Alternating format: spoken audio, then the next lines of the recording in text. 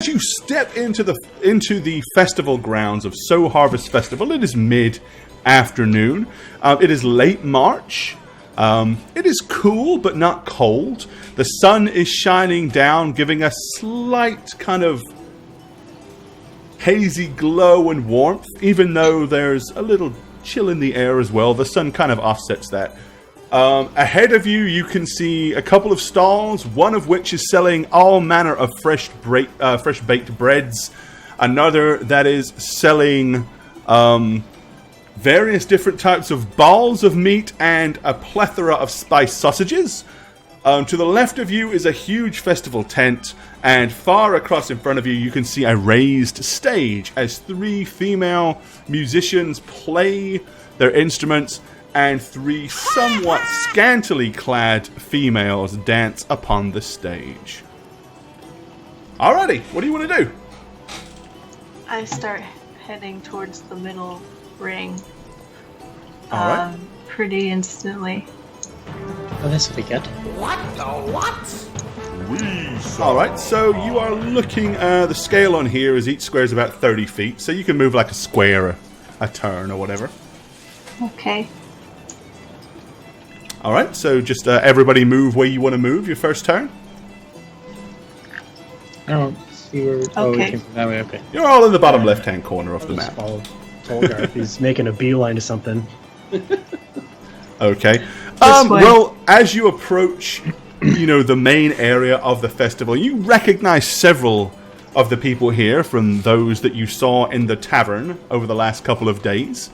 There are several town guards positioned, in like positions of, let's just say, vigilance, so where they can get good lines of sight to various things, and a couple of guards are kind of patrolling around. You can hear the largest amount of eruption and noise is coming from the opposite side of the stage, away from where you guys are. So right past the stage, and over towards another very large tent. Okay, I'm gonna move 30 more feet this way. Alright. Following. Yep. I think we're all just here to see 40 Tolgar feet, kill someone. 40 feet's my movement. Learning. Okay. I'm gonna look around to see if there's like anyone in charge of this, or if it's very. There doesn't really seem to be anybody in charge as such. You can see the closest thing you can tell to anybody in charge is there are a couple of people with what appears to be like a large wooden pallet, almost like a glorified stretcher on the side of the ring. But that's about it. What is this? Get a little closer so that I can actually move the map up, because you're way ahead of everybody else, and those that are lagging behind are causing me to maintain a lower map angle than I should want to. Here. Alright, there we go. Move over here.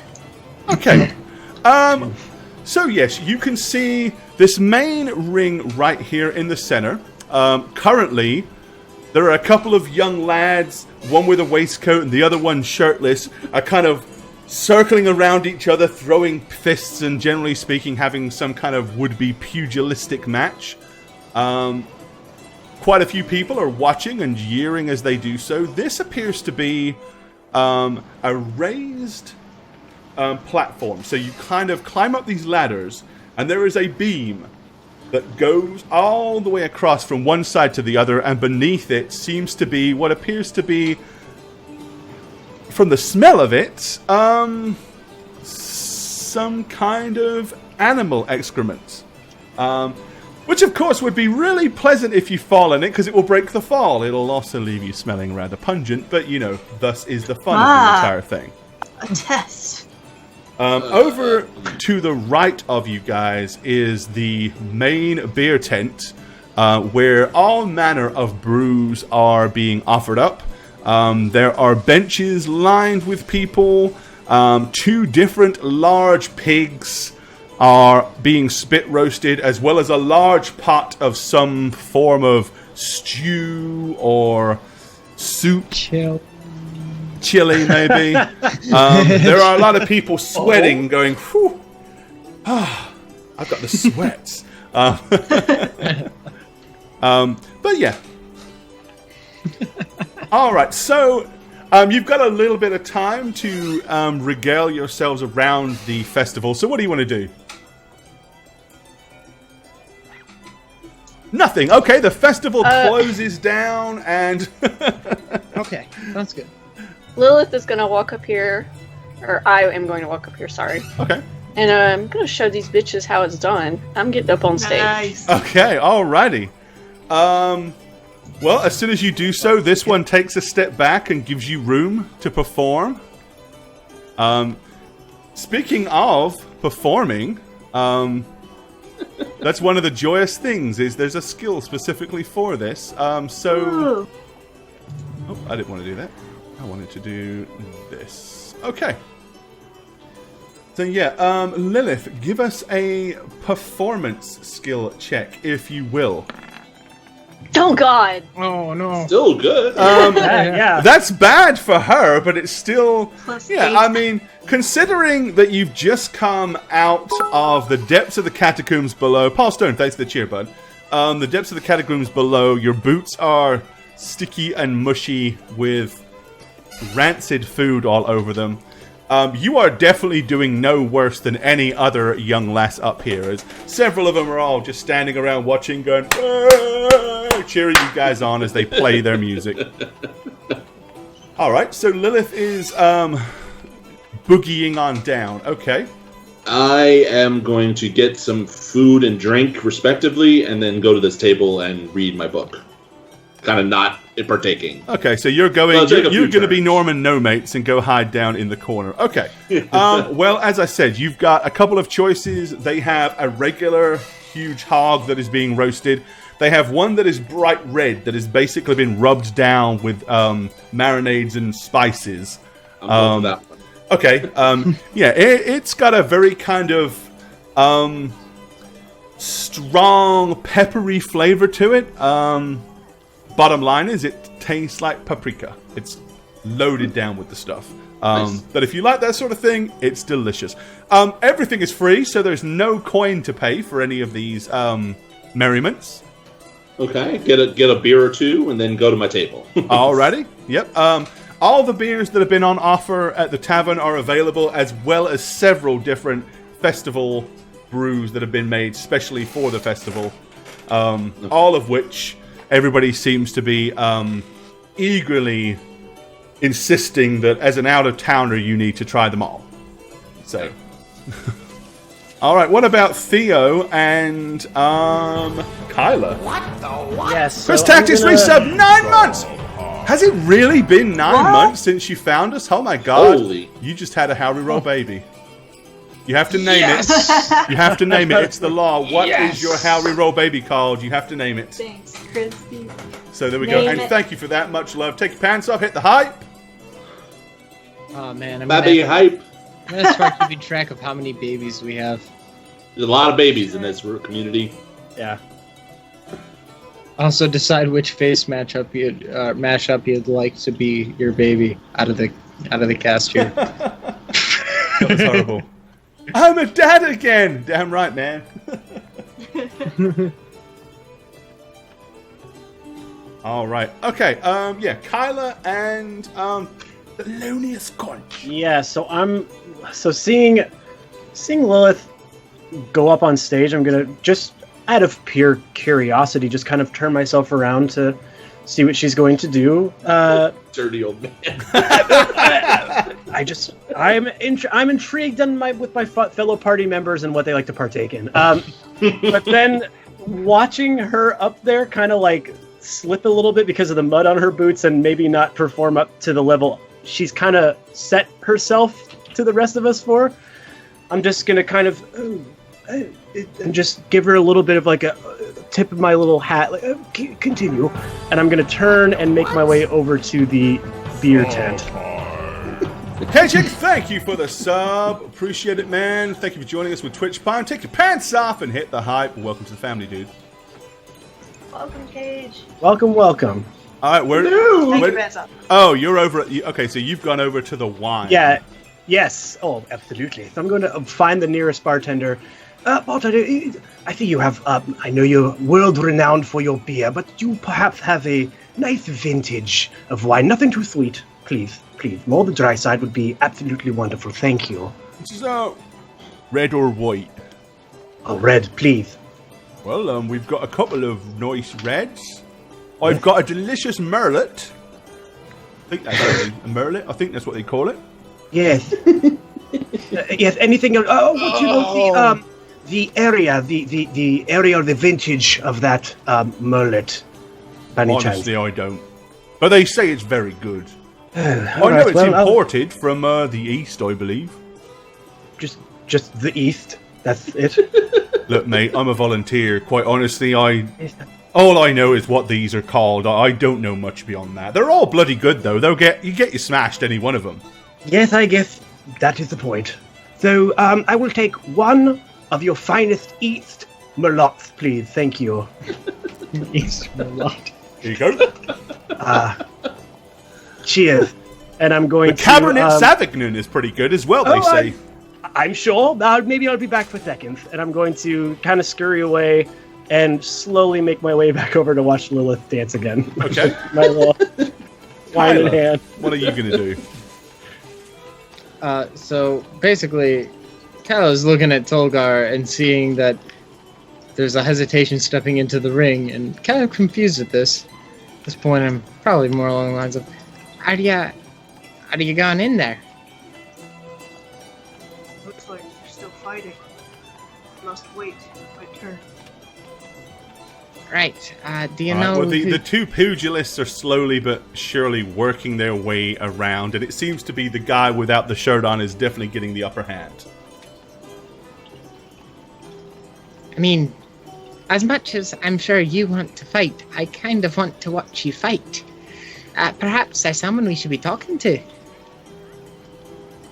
Oh, I don't see anybody except these two fighting. I'll ask around. Then I'm wait going to here. ask around. I'm going to approach this miss here. Okay. But as you approach, she's going, "Go on, knock his block off!" You wouldn't happen to know if there's a... hello? Hello? Hi there. You seem to be quite involved with this. Would you happen to know if there's anywhere to sign up? Oh no, you don't have to sign up, dearie. All you've got to do is just, when somebody falls over, walk in, and raise your hands and let everybody know that you're a challenger. Wait for the first idiot or schmuck to walk over and throw a punch. All very non-formal. Sounds brilliant. All right. I'm going to walk back. Tolgar, when one falls, go ahead and run in. With my axe? No. No, not with the... May I see that? Oh. I can visualize that now. Oh! It seems your axe is a bit dirty, actually. If you wouldn't mind, may I hold it? Oh, yeah, sure. Okay, I'm going to clean this off for you then. I'm just gonna. I don't want you to clean it. A clean axe means no kills. I thought with the way you line them up, you might want. Anyway, go ahead and have your fun. Alright, I'm just gonna stand at the corner of the ring and wait till someone falls. Alright, well, it's not too long before finally the guy without the shirt lands a good left cross, and this guy goes crashing down to the ground. The other guy takes a step back and stands there looking ready to go. The other one's like, as he spits out a tooth, "I think I've had enough. I've had enough." At which point he kind of gets up and wanders out, and for those that are watching, you hear a riotous, or should I say, a meager,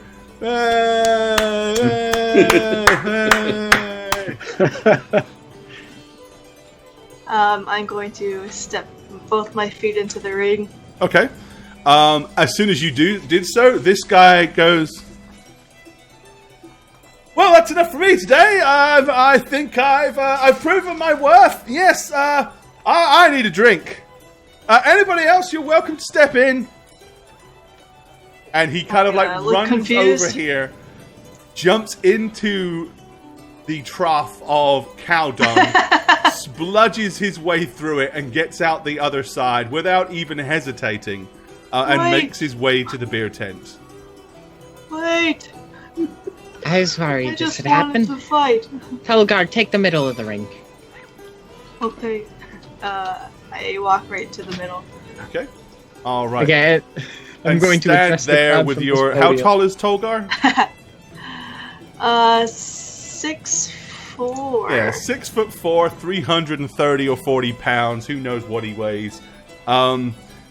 Not a foreboding sight to the average commoner at all. Really, no wonder there are so many people lining up to draw fists against such a monster of a man. Are you gonna A Knight's Tale it, Satch? I see you on that thing. Yeah. No, I've gotten up on the thing at this point, and I'm like, all right, Talia. Who among you is brave enough to face this mountain of a man? Oh, Any of okay. you- So you're Please. barking. Yeah. All right. So I reckon this is going to go down to a persuasion check. But give me your spiel, and we'll figure out what the difficulty is. All right. Now, he looks like he's made out of stone, and that's right because he is. Anyone who can down him can have her. And I'm pointing directly at Lilith. Oh my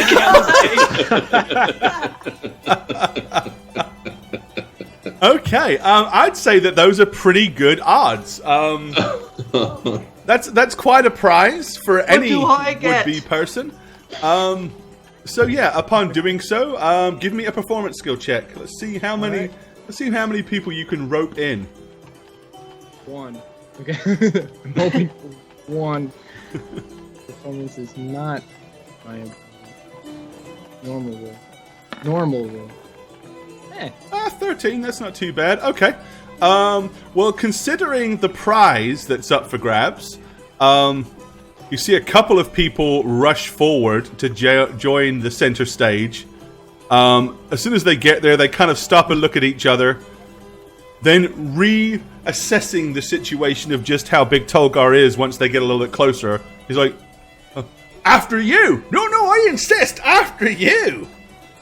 And they begin 5 gold to the first to throw a punch. Okay, well, they continue to kind of argue as they get a little closer. Okay. Who am I fighting? I will not fight both at once. I mean, you could. Those Okay, are not they're the like, rules I "Oh." was told. Well, let's flip a copper for it then. And he goes, right, ready? He goes, I'll throw it up, and you call for it in the air. And he goes, and the guy goes, heads, and he goes, and smacks him straight in the mouth while he's looking up at the sky. This guy goes stumbling to the ground, rolls over, and then seems to be somewhat dazed as he's like. And then he kind of laughs and grins, and he looks at Tolgar and he says, I suppose it'll be me then. He says, I don't know who this is, but Tolgar better not kill him.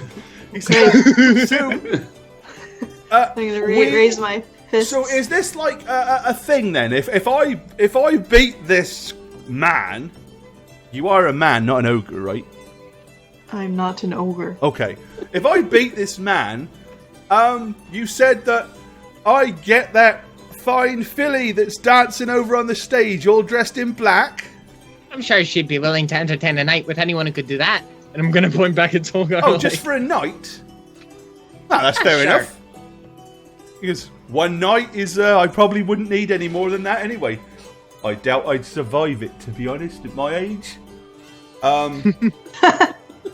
Alright, so this gentleman, he looks like he's probably about mid to late 50s. He's wearing Oh, like a brownish hood and shoulder tunic. He rolls up his gnarled grey sleeves off of his shirt.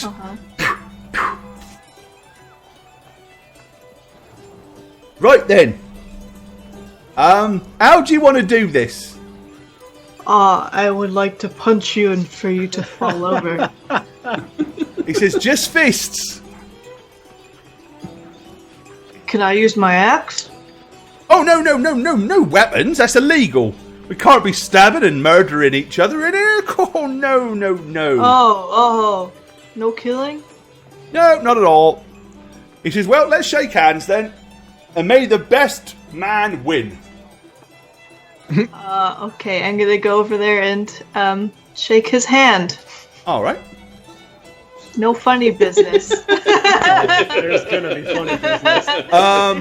Of which he immediately attempts to kick Tolgar in the nads. But Tolgar is quick enough to see it, and he turns his hip just at the last moment, and really you get little more than a thump on the thigh. Yeah. And he goes, I had to try, didn't I? At that point, after, I dodge to the left, I just do a straight hook into his jaw. Okay. Go ahead and make a... I guess do I just roll a strength check? I don't really have you would use strength, whatever your strength bonus is, if you're not proficient with unarmed. Okay, a 10. You swipe at him and he ducks effortlessly underneath. 5. Oh, was that a saving throw? Oh, yeah, you rolled a strength save. Oh, Although, actually, it wouldn't matter. It's the same It's thing. still the same Same thing, though, right? D20 It's the plus same five. thing. I just rolled really low. fine. Yeah, okay. All right, as he ducks underneath it, what is your AC? 18. Yeah, he's got no chance. He swipes towards your midsection with a left hook, I duck but and it's then little I do more an than a uppercut. glancing blow. Okay, Duck and uppercut. Duck and uppercut. you got to get very low to uppercut this dude. You're towering over him. Jeez. 17, that's a solid blow. So D3 plus your strength bonus. Minimum is 6 damage. Jesus. It's non-lethal at least. Okay, as a reaction, seeing this guy get actually hit, I'm going to slide down the ladder here and head over to the beer tent. Okay. Work here is done. What? What do I? If you can dodge a fist, you can dodge a dodgeball. D3 Dive, plus dash, dive, and dodge. Do what? D3 plus 6. It won't actually roll a dice because there is plus no 5. such thing, but... Yeah. Ouch! There it is. Alright, you give the guy a colossal smashing left hook as his jaw goes... He's like, oh, that was a good one!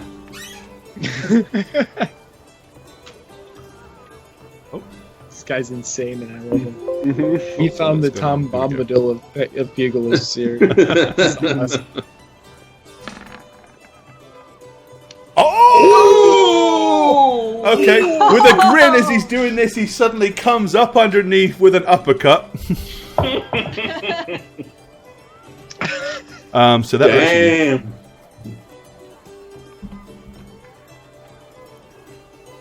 Mom.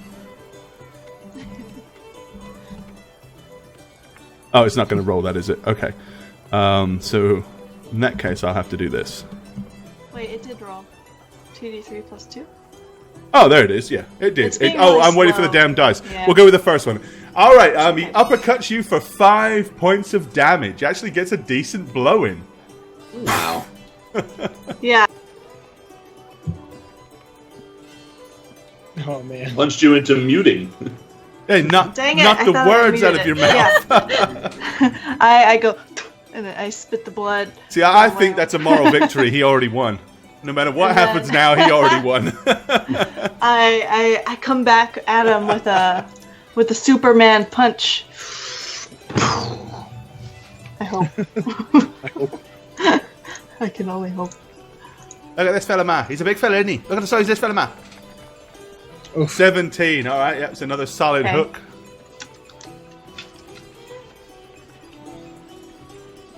Man, when he's going For 7. All right, you give him a massive belt. He staggers Ouch. backwards and then just falls flat on his backside and just sits there looking up at you for a second. Do you yield? Help a fellow up then. And he raises his hand. Yeah, I help him up. He's got a headbutt. Yeah, I'm like, okay, and I go and help him up. Come on. All right. Okay. Yes. As he rises up, he kind of like attempts to throw a punch, but he really just didn't have the momentum. As you're able to kind of just swing him round to the side by the arm, and he kind of goes staggering off and loses his balance a little bit. I like this guy. At that point, wait, so he's staggered back? Yeah, as you kind of pull him up, he tried to throw a punch, but you kind of swung him round to the side, so he's kind of over here now. Okay. Back up like 5 feet. Oops, that's too much. Right, Thelonious, you're watching the fights, right? Mm-hmm. Yes.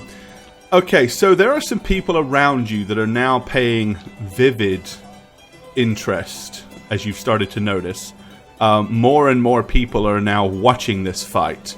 And some of them have moved in real close and seem to be whispering and pointing in the middle of the ring. If you would like to make a perception check, possibly you might be able to eavesdrop some of the conversations. Sure, I'll give it a shot. Ooh. 19. I perceived. Okay. So, to the left of you, you hear a young man and a red-headed young lass conversation. And she's like, "Are you sure?" He says, "How many other bald-headed monstrosities have you seen walking around town?" He said, "It has to have been him." He said, "Anyway, hopefully they'll mention it to the town guard and they can grab him." I'm going to kind of shuffle over with my little glass of wine. And say, "Oh, is he a danger? I don't want to get caught up in any trouble. What is the rumor going around about him?" "Didn't you hear?" "No. What?" He goes, "Well, early this morning," he said, "they found Josh Corwin dead." "Not Josh Corwin." He says, "Aye, the very same." Josh. He says, "Brody Rowan said he saw who did it. A great big giant man with tattoos and a bald head. Yes, but Looks can we remarkably like that man right there." Can we trust Brody, though? Sometimes he likes to run his mouth about things, you know. "Well, I don't know. I mean, it was early. He wasn't drunk, I don't think. Oh, that's the first for Brody, is it But not? they said he said, the only thing that seems a little bit strange, they said he hacked him down with a huge axe." And can anybody prove this? Or is it just something that has been going Brody around saw town? him do it, and they found the body with a huge big axe wound that ran from his shoulder all the way down to his sternum. Do you know, have you seen Brody around the festival, by any chance? Oh no, I'm sure he's over at the store where he belongs with his missus. Yes. Or either that or they've got him down at the Militia house answering questions. Absolutely. Thank you for the information. I will be sure to steer clear of that evil demon of a man in the middle of the ring. Tolgar, meanwhile. Okay, so you just spun this guy around. And I had backed up about 5 feet, and then I charge at him with a punch, hoping to knock him into this thing. All right. Oh, please. He's gonna land dead in the Just roll a weapon, 1. Please just roll a 1. Okay. All right. Yep. That's a solid blow. Wait, was charge plus 5 to the hit or to the damage? I missed up. I think it's damage. Plus 5 Okay. damage. Well, I should have rolled a plus 5 to that then, not a plus 10. Oh, okay. Okay. It still would have hit. 1d3 plus 10. Whew. plus there 10. it goes. Roll! All right. Yes, a monstrous clothesline of a blow sends him flying over. He hits his back, hits the small railing. Oh! Not you. And he goes crashing down in the goat, cow, and pig. Don't crap. like liars! All right. He's just kind of laying in there as you notice he's clearly unconscious as he begins to go...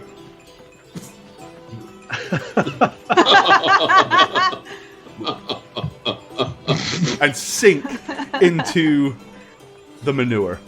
And I look up at Kyla, who's no longer there. Oh. Kyla? By this time, this fellow's gotten up, and he runs over and grabs him and starts to pull him out of the crap. Do I win Lilith?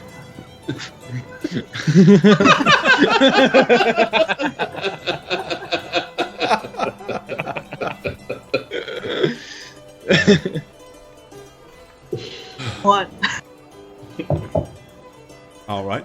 Well, by now, even more people have started to point fingers, and by now, Tolgar, you've noticed that you've gathered quite a crowd. Clearly, there are a lot of people that found your combatant antics very, very worthy of voyeurism and being watched.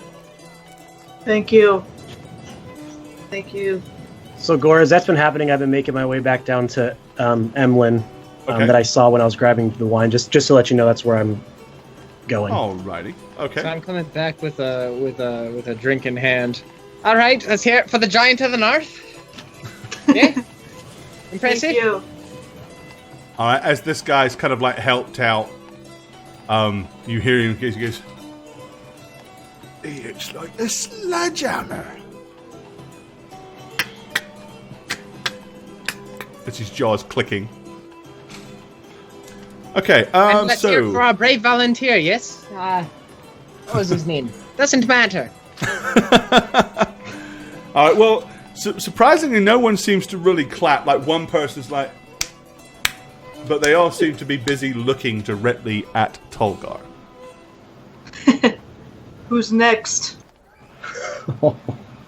Everybody? Okay.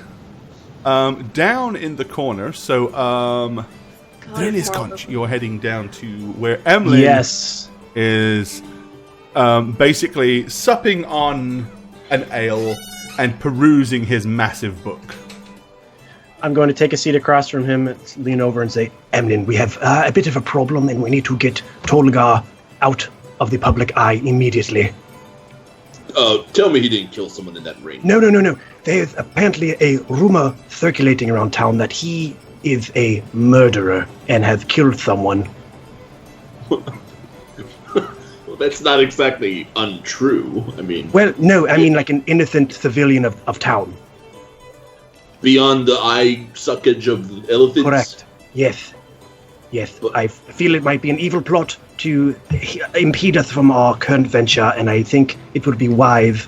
And I know who the originator of this is, and I think we should go pay him a visit.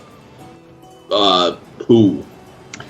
I can't remember his name off the top of my head, but Brody! Brody. He's the shopkeeper. Okay. We need to move immediately, or else I believe things will escalate into a way we will not like. I mean, we did spend most of today helping the church. If anything, there's, well, witnesses to his... Right.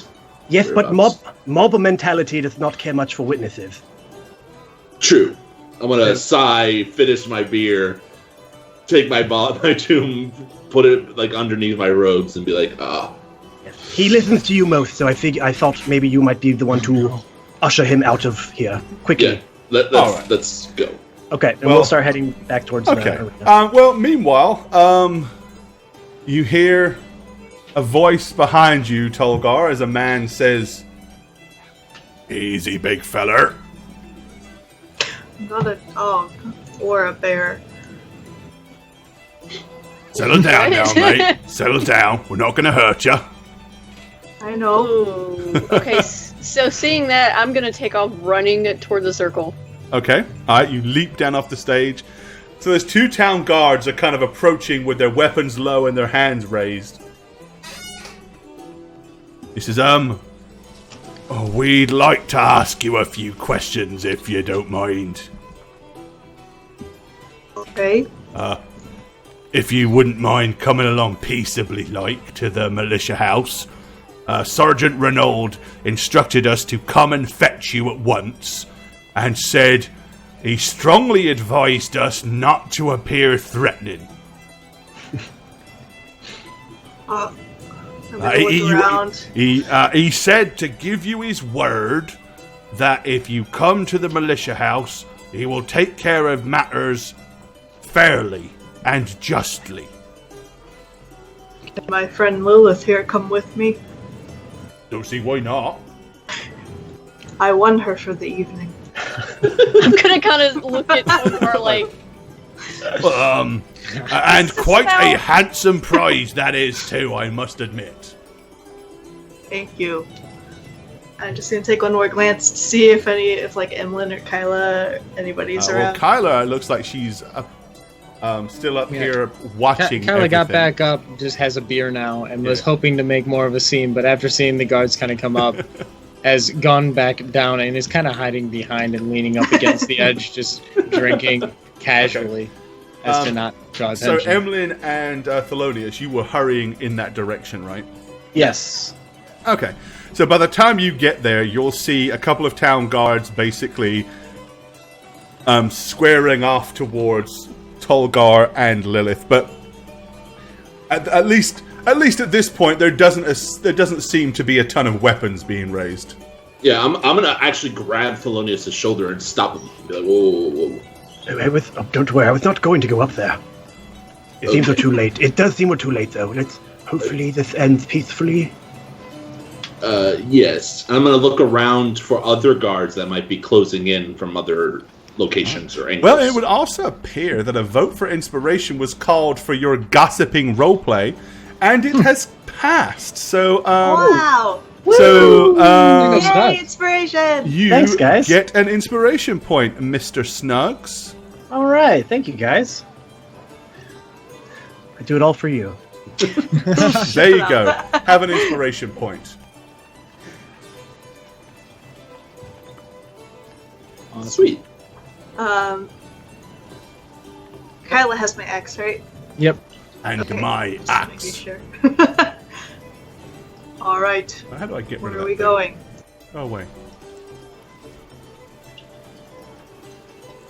I can't close out the straw poll now. It's blocking my chat. Oh no! Oh, no. Oh, no.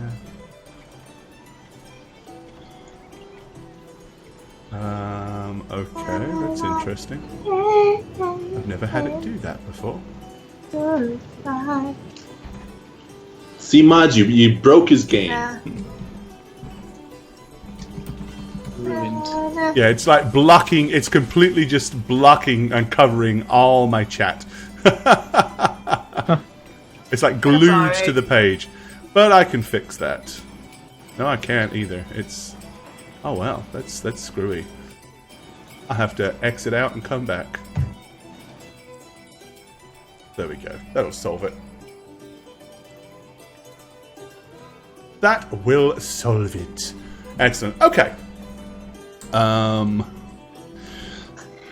Alright, yeah, so you can see the guard standing off against, kind of standing off towards him.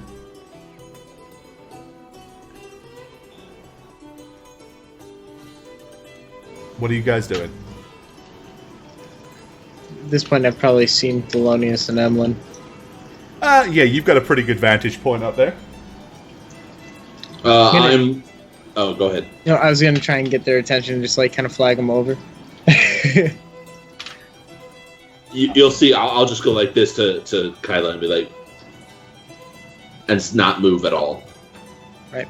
He's going to look around to see if any other guards are approaching the ring.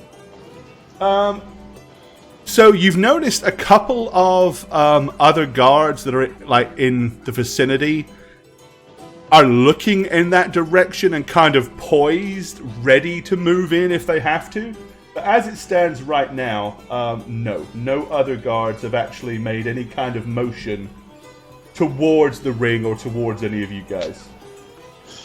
is this about us helping in the church? Honestly, miss, I don't quite know what it's about. Sergeant Reroll will explain when we get you to the militia house.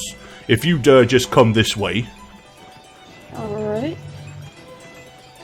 I just go, and I follow Okay. Lilith. All right. Well, they head up into the main town. Are the rest of you kind of going in that direction, or? Yes, I'll follow. Yeah. I'd probably head them up before they started following too close, and I'd just be like, "So what's going on?" Oh, yes, to fill you in, there's a rumor circulating around town that Tolgar has buried his axe into one of the townsfolk for apparently no reason. They are saying he is a murderer, and they are all very afraid. We have an alibi, obviously, but that is what's happening at the moment, so we just need to clear that up post-haste. They're saying he murdered someone. Yes. You said Brody, the shopkeeper? Yes. It was him who originated this ghastly rumor that we know is not true, but people don't know what we've been up to, and we are the newcomers in town, so obviously they're more apt to believe, although the motive behind it is quite intriguing indeed. Alrighty. Okay. Well, you arrive once again at the Militia House, a place that you have already visited once. Let me go ahead and rescale this for you guys real fast. All right.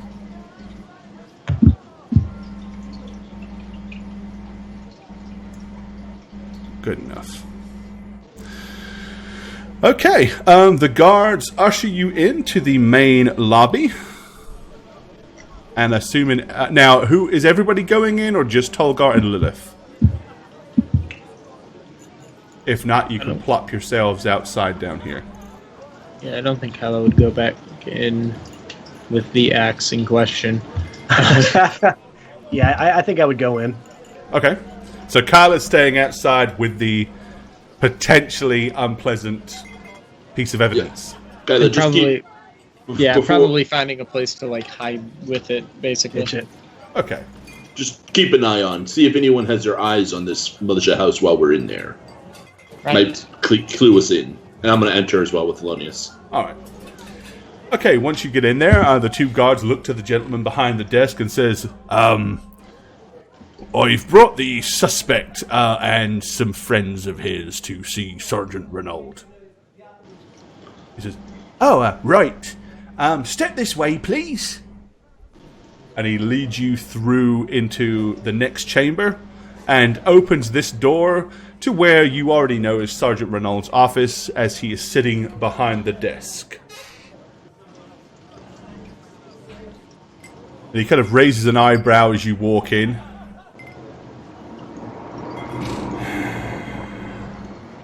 Well.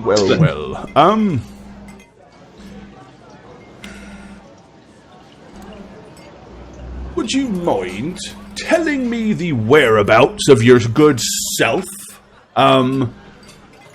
Bright and early this morning? Says Sergeant Reroll, as he kind of raises an eyebrow and strokes his chin, and he's looking directly at Tolgar. Out of character, what's the time of day we went to the church and stuff? It was, you went down there kind of late morning after breakfast. Okay, so we were in the Big tavern? whistle area. Huh? I'm not there. Yeah, we had breakfast, and then we went to the fairgrounds, saw the scene, and went to encountered Reynolds right outside the church. I'd like to just hear from this big fellow, if you don't mind. Oh, I was out of character, just I'm saying. Sorry. I think I just woke up and had breakfast in the tavern. I see, and how early did you wake up? Was the sun already high in the sky, was it? I think it was normal in the sky. Well, I won't beat about the bush. Unfortunately, a good member of society, who shall remain nameless at this point, claims he witnessed a person fitting your description, commit heinous and bloody murder. on a young man that lives here in this town by the name of Josh Corwin. Upon find Joshua Corwin. Did we meet a Joshua Corwin since we've been here? I don't know if you've I met him at all. haven't. Well, the person who will remain nameless says that he witnessed you with a bit of an argument. There was some pushing and some shoving, and then you proceeded to raise an incredibly large axe above your shoulder and bring it down in a wood choppy type fashion, striking Mr. Corwin on his right shoulder and cleaving him almost in twain, with the axe blade going all the way down to his sternum, and of which he gurgled and died within seconds. The person who will remain nameless says that he was hiding and was not visible at the time, but he believes he gasped. You spun around, looked in his direction, and he hightailed it to town, where he notified one of the guards. They come and fetched me. We went and found the body, and sure enough, young Joshua Corwin was found deceased. Now,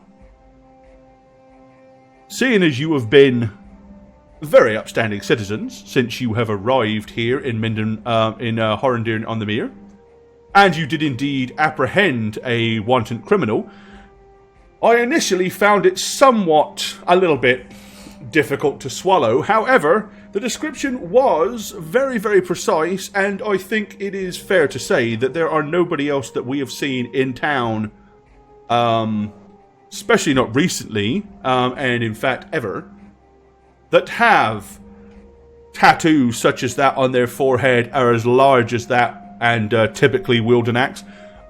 Incidentally, the times I've met you before, you did indeed have a huge axe on your person. Where is it now? I notice it's no longer in your hands. Where did you place your axe? I gave it to a friend so I could participate in the fight. A fight? So you did participate in a fight? At the festival. Oh, I misunderstood. So, did you do this vicious act of, callous murder? Or do you deny it? I don't remember doing any of this. If I were to... don't remember doing it? That's an If I were interesting... Of course you didn't, Tolgar. Do you If I were to honestly take think... my axe to an innocent man, it wouldn't stop at the sternum. It would go straight Doesn't through him. remember. But you don't remember not doing it. I remember waking up, eating breakfast in the tavern, and then going to the church. I see.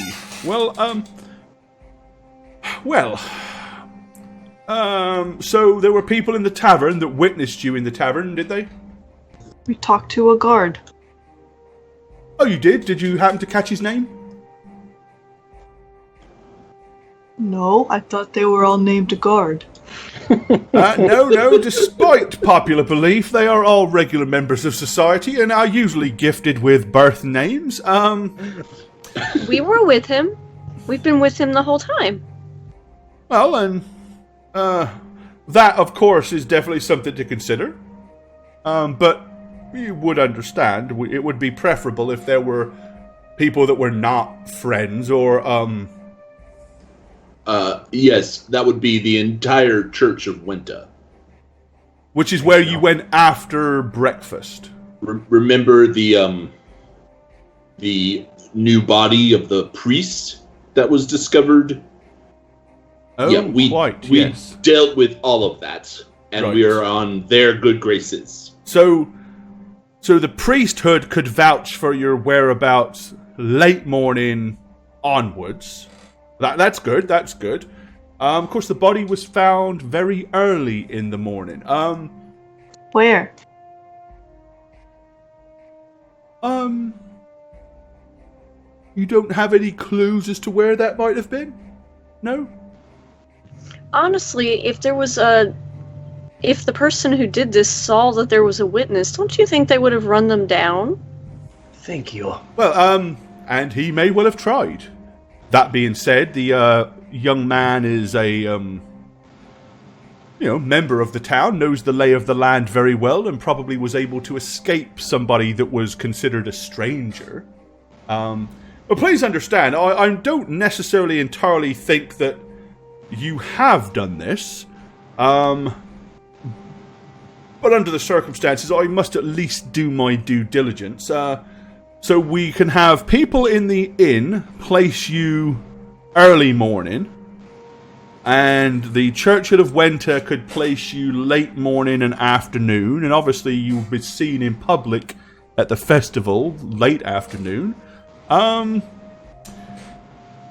really, the only question to be remained is, did you at any point wander out of your room in the early wee hours of the morning and make your way northwards across the green and get into a fight with Joshua Corwin near the pond? To be honest, sir, I'm not sure which way north is. Well, it's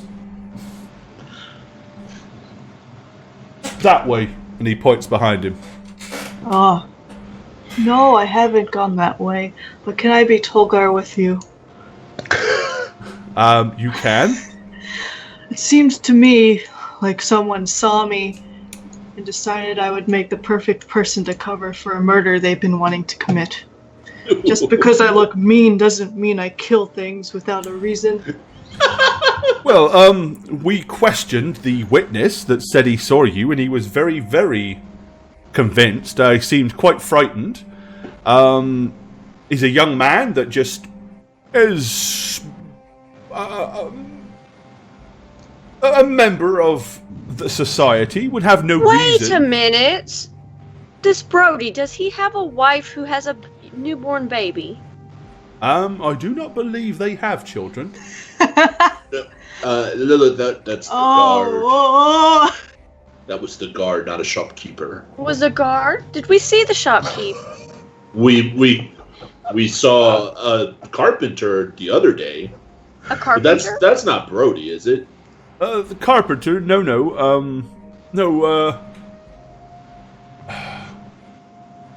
Not the carpenter, no. Totally different individual. Okay. Yes, we do not know who Brody is, everyone. No. I mean, yeah. But apparently you clearly already do, and I'd like to find how... I'm sorry, Lilith wouldn't even know who Brody was, I'm sorry. I thought that they were talking about... I meant Corwin. Right, I'm getting my names confused. How do you happen to know that Brody was the witness? Is it indeed possible then that you witnessed him witnessing you whopping somebody? Well, no, Lilith wouldn't have known Brody. That Thelonious is the only one that heard Brody. Well, Emlyn did too. And I only told Emlyn and Kyla, but here we are. Hey, it's out now. Here we are. Got the names wrong. Here we are. I'm sorry, guys. Well, if you would take a better moment but to leave your office, you would hear the streets abuzz with the name Brody being the one who saw Tolgar. I told him to keep his mouth shut, but I suppose that was too much to expect. Fair enough, But wouldn't it be wise of someone who was trying to frame someone to get the word out and have it spread like wildfire throughout town? To get ears like yours, it would. But seeing as you obviously know who the supposed witness was, I quite find it difficult to believe why Brody Rowan, who him and his wife own the general stores here in town, would have any reason to frame you for something. Or, to be honest, the savvies or smarts to do such a thing. Or the cojones. No, that is not something that we are too interested to find out. But I believe my friends have made very valid points. Also, the fact that if someone were trying to cover something or frame someone, they would pick out the scariest, no offense, Tolgar, and the most easily identified as well. So things are starting to make sense if you think about it logically, which I know you are a very fair and logical man, to see it from our side of things, of how he is the perfect person to use as a scapegoat. As I said, I'm not necessarily believing some very strange things have indeed gone on in town, but I have to at least find out exactly what did happen.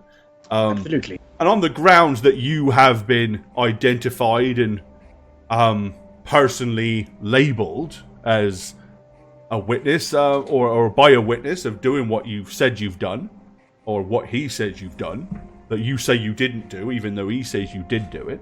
Well, you see my dilemma. I have to thoroughly investigate this, and in light of the circumstances, we need to do due diligence, as I said. At this point, the door bursts open, and a guard comes in. He's gone! He's gone! He goes, who's gone, man? Calm down. Falcio! The pronoun game. He's gone!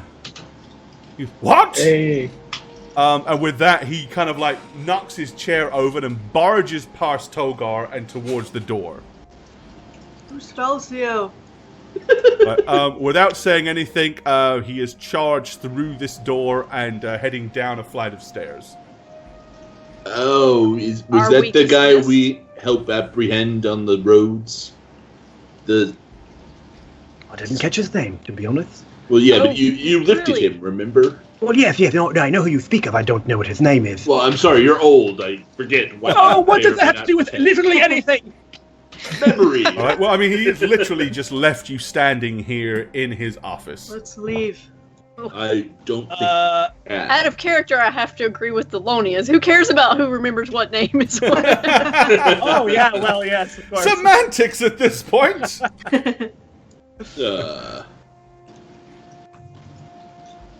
Is there anything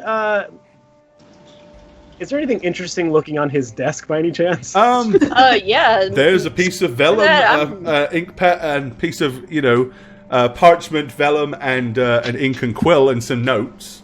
Yeah, forget on his desk. Lilith's going through the drawers. Okay. Yeah. In the drawer, there's a stack of notes, all different kinds of chicken scratch that he's got scribbled down. All right, I'm just going to leaf through them quickly to see if there's anything that pops out at me. Okay. Write down Tolgar is innocent. Sure, I'll get right on that, buddy. In his own handwriting, and he'll read it and think, "Oh, I must have wrote this." In crayon. Innocent. Spelled all wrong. Letters are backwards. Yep. Okay. Okay, so you start like flicking through.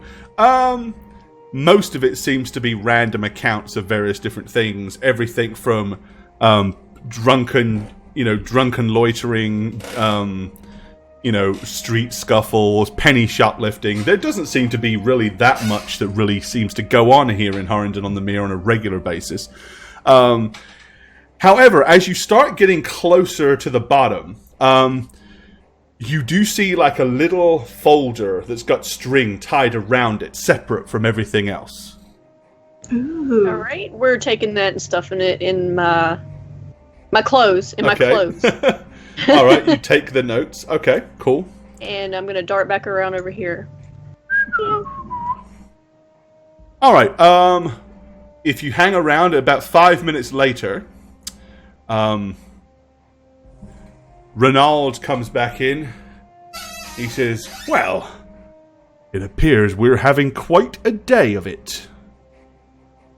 Remember that fellow that you helped apprehend on the streets on the way here to Harrington? Yes. Of course I remember. Valmer Falcio, you raised him up in the air and held him hostage while we apprehended him and made arrests, and I believe you earned yourself 100 gold pieces reward." Yes, I remember his name especially. Yes, he's gone. Oh dear. Beg your Need pardon? the 100 gold back. No, Tolgar. If you want to give it back, it would certainly make it easy for me to offer 100 gold reward for his recapture. Okay, so with what my friend Tolgar just said, how could you possibly think he murdered someone? He is the charm and presence of a child. I mean, bloody come bloodthirsty child, no less. Oh, Presence come of a on. child? Stop I it. do not Reynald. thirst He for blood. literally just offered you the money we rightfully earned back without a second thought. Clearly, a masterminding, enraged murderer would not be so Tolgar. Look, as I said, it's not that I actually think you did do it. I just need to find out exactly what did happen. Well, clearly, what I do know is Brody Rowan definitely does believe he saw Tolgar here do exactly what he says he did. And he's convinced of it. It seems quite clear that he's in the pockets of this master criminal who escaped under your very watch. I don't think it seems that clear at all, to be honest. Or someone did a murder in town to set up an escape for the guy that you lost track of. You did say he was a wily sort who spent many days searching for him, no? Maybe he has a band of but people that's... out there. Hang on a second. Yeah, come to think of it. Did you actually manage to solve the problem and find the original murderer? Yes. You did? And who was it, pray tell? Wasn't Tolgar, was it? Not a who funny, sir. More like a what? A what? Yes. Would you care to elaborate? Have you ever heard of an elephant? I can't say that I have. Well, imagine a floating humanoid with a squid face. I don't want to. Well, that was what was responsible. There were 4 of them, and we killed them all. And they were hiding in the church or in the graveyard? Where were they hiding?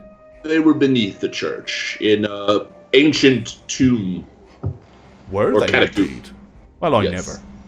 Well, that is where we were all day, hence our appearance. If you look at our... And you were able to dispatch and deal with these vile creatures?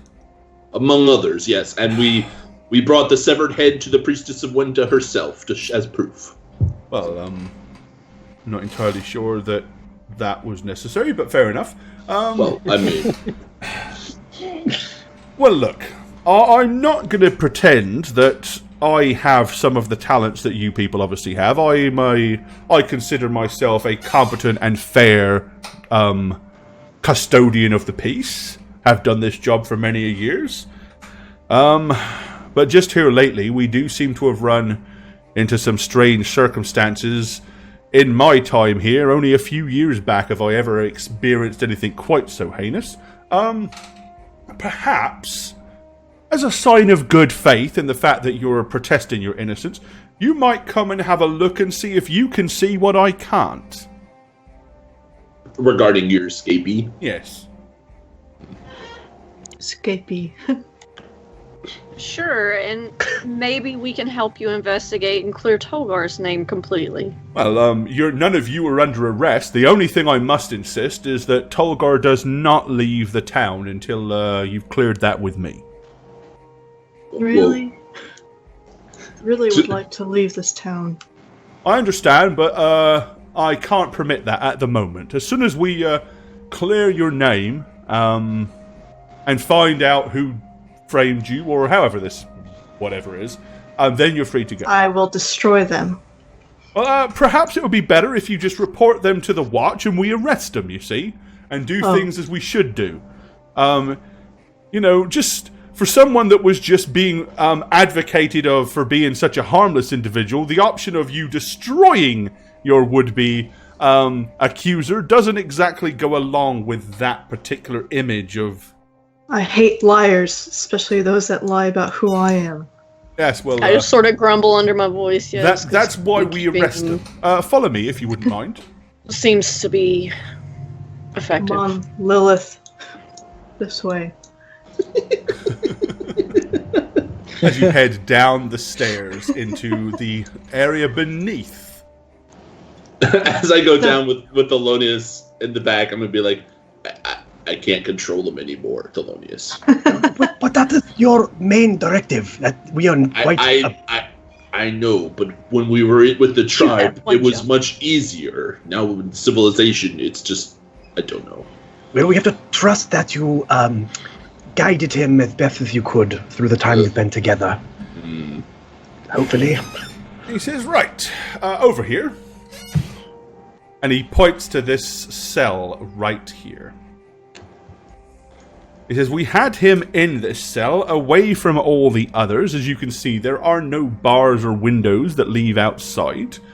The strangest thing was, none of the 3 guards here, or any of these other prisoners, noticed that he just wasn't there anymore.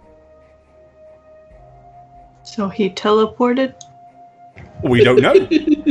I looked and I can find no form of, the lock on the door is still solid. All the bars seem to be sound. I've got no idea how he could have possibly escaped. As you can see, the bars are near but 3 or 4 inches apart. And you didn't open this cell since the discovery? We have not. In fact, they are smart enough not to do so. So for all we know, he could be in there, just not visible. Yes. Maybe. Is that a theory? I suppose it could be.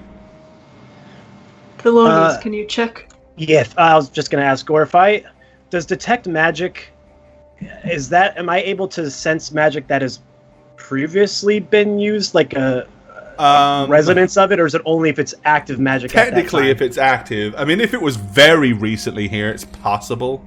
Okay. I'm gonna cast it anyways. Okay. Just to see if I can detect anything here, so I'll throw it up. Alright. Spell slot. Okay. Cool. Right, I mean, you do know that if he was in there and invisible, detect magic would reveal that magic. So, okay. So, you cast your spell, hold your arms out and radiate it upon the cell, and there does not appear to be any form of magic. If he is invisible, I'm not quite sure how you're not sensing him. You don't think he's in there. Well, I do not believe that theory is plausible for this moment. I don't sense any sort of magic being used inside the cell. And these are open cell bars? Like, the other people can see in there as well? Yeah. Yeah, I mean, you can see there, the bars are just only about that far apart, so you'd have to be wafer thin to be able to slip between the bars. Well, did you ask any of them if they saw something? We asked everybody, and every person here, all 6 prisoners and the 3 guards all say that they never noticed him leave. He was there, and then he wasn't.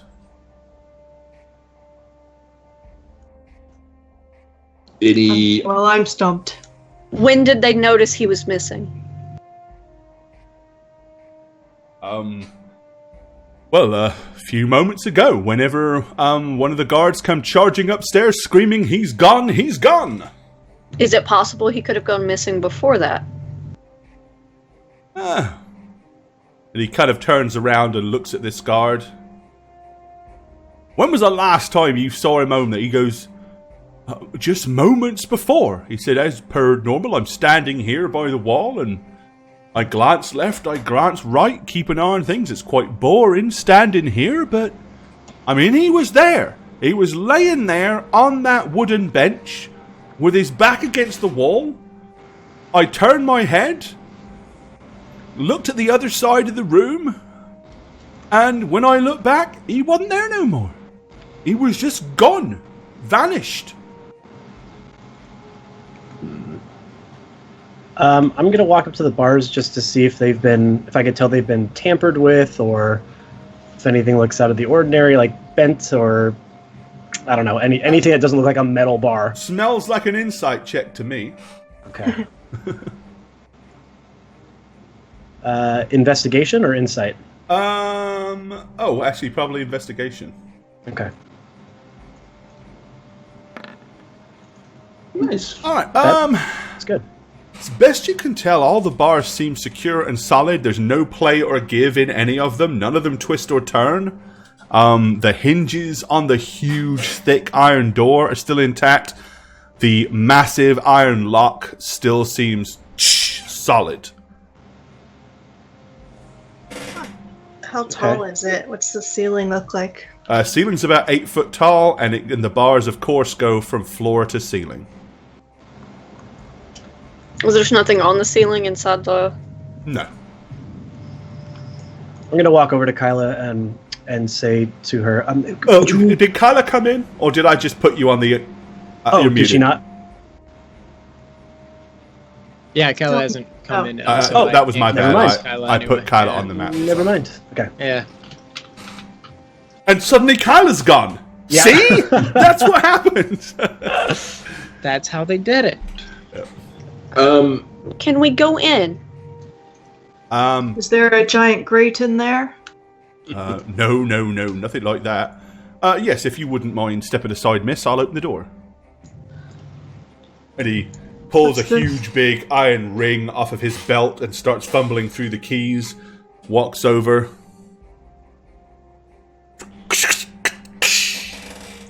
I'm going to spread my and arms opens out. the door. Just in case something invisible tries to run through. Alright, after you.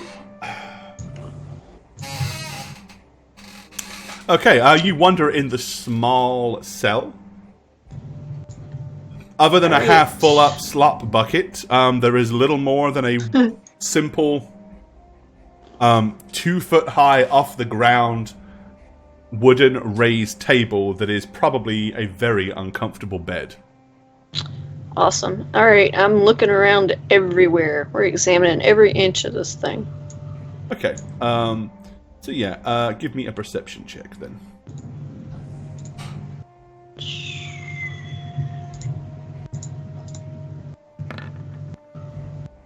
Alright, yeah, I mean, you give it a good scour. Look underneath the table, all the way around. I mean, there's nowhere for anything to hide in here. It's just, you don't bump into anything. I mean, for all intensive purposes, it's an empty cell. How thick are your walls? Excuse me? Well, the walls, from what I understand, are about 3 foot thick. But you also have to understand, we're below ground, so there's an awful lot of dirt on the opposite side. In fact, this is known to be one of the securest jails in all of Arconus, other than, in the big cities, of course. The only way in and out is up that stairwell. A guard stays posted on that door 24/7. It just baffles me to see how he could have possibly escaped. While we're underground, what room is directly above us? Is it the first room we entered, with the little guard sitting at the desk? Nope. Let's see. Or is it out? Well, I don't rightly know. We'll have to go and look. Never really thought about it. And believe me, we didn't expect there to be a whole underground catacomb underneath the church. So, be there dirt on the other side is not necessarily...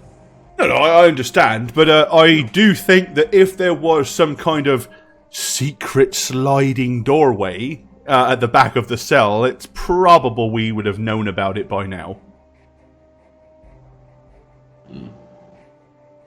I mean, the wall seems to be intact, so it doesn't exactly look like anybody broke him out.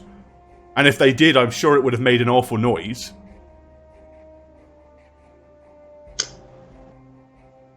I'm just gonna walk around the cage. Okay. This grate, I notice. I'm gonna look down. I'm gonna kneel and see if I can wedge it, free. I mean, it's not that big, I know, but no. It seems to be firmly in place, and yes, it's not very big. It isn't, but like 1.5 feet by 1.5 feet. With my dark vision, can I see what's beyond? How far down it goes, roughly? Or it looks like it goes down no more than a few feet, and then there's liquid. It's just Shawshank Redemption. I'm gonna stand back up and look to this guy next to me and give him a nod, like, "Hey." What you in for? He kind of turns and looks at you. He says, "Must be late by now. When's our supper coming?" You see what happened just a minute ago, just a couple minutes ago? Nope. Didn't see anything at all. I was sitting here and he was there. And then one of the guards cried out in alarm and I noticed he wasn't there anymore. Did you hear any popping sounds? Didn't hear anything. Did you think he apparated? Point. I didn't hear anything. Teleportation spells have sounds with it, guys. Do.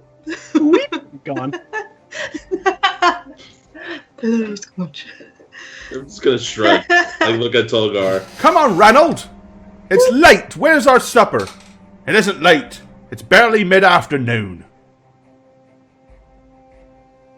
I'm gonna hop up and down on this bed to see if, like, anything happens. Okay, boom, boom, boom. No, it's got absolutely no give or play in it whatsoever. It's just a wooden plank that's sitting on a couple of logs, pretty much. Oh, well, no. Is there a bookcase anywhere? No, I'm sorry. Afraid not. They don't provide reading materials here. They don't even have a gym. Is this a man or a woman? Or a That would appear to be a woman. A woman. Okay. She's kind of just sitting there, and she's got like a arm wraps on, and she's just sitting there pulling them, and like almost like just out of boredom, rolling it back and rolling it back and rolling it up and rolling it back and rolling it up and rolling it back.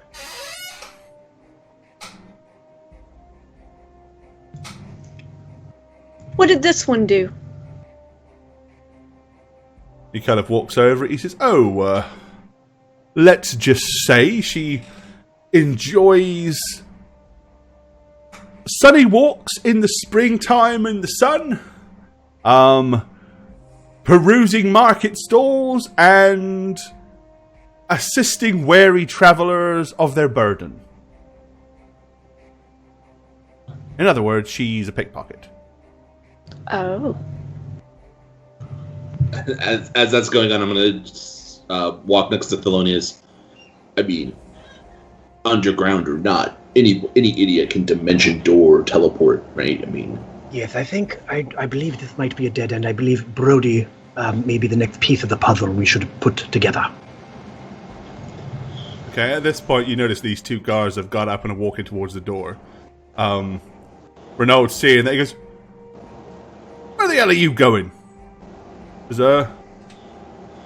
Well, we're overdue. We should have been relieved by now. Relieved? It's mid-afternoon, gentlemen. You've got another 3 or 4 hours yet. Really? Oh. Well, it was later than that. Oh, never mind. Must be mistaken. Uh-oh.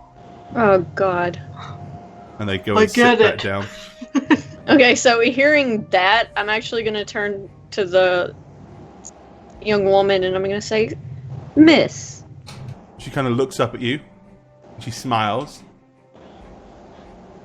Can I help you? Do you have, how does your head feel? Does it, what time do you think it is?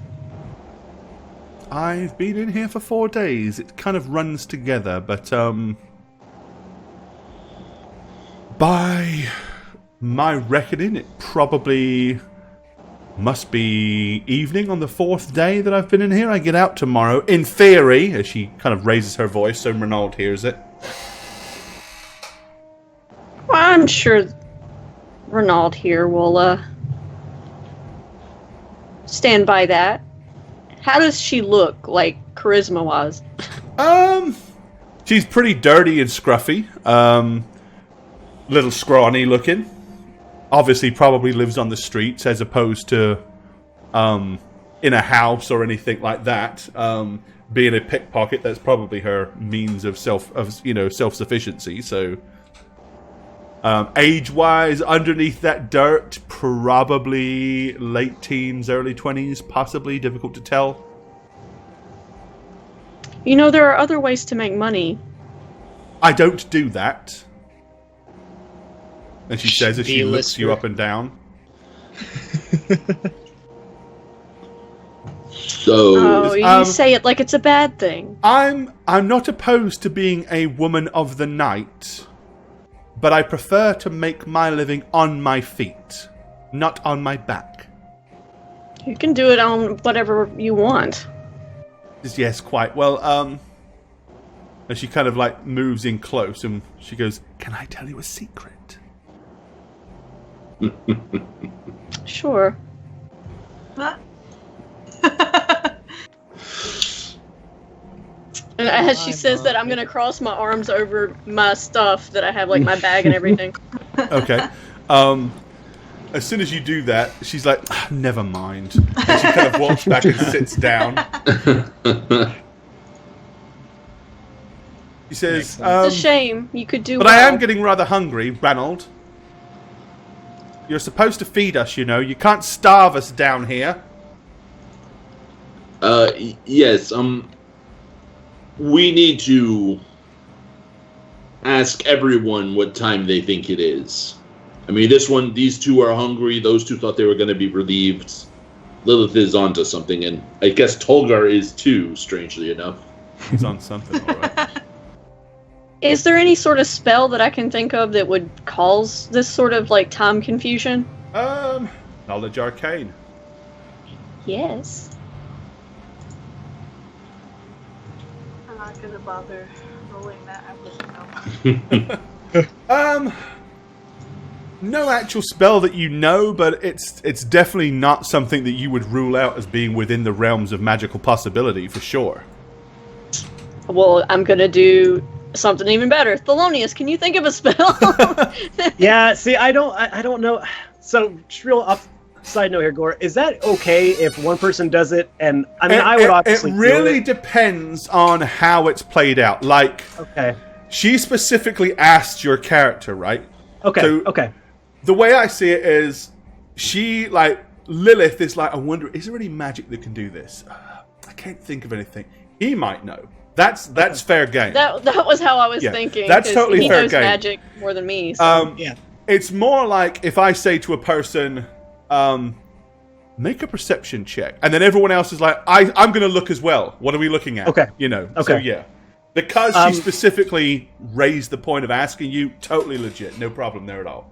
All right, I'll kind of snap to attention as I was sort of gazing off, just deep in thought, not tired or falling asleep. At all.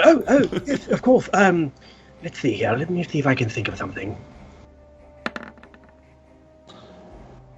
18. All right. You definitely know that there are powerful magical spells that are capable of either stopping time or at least blanking people out for extended periods of time so that they wouldn't be aware of time passing.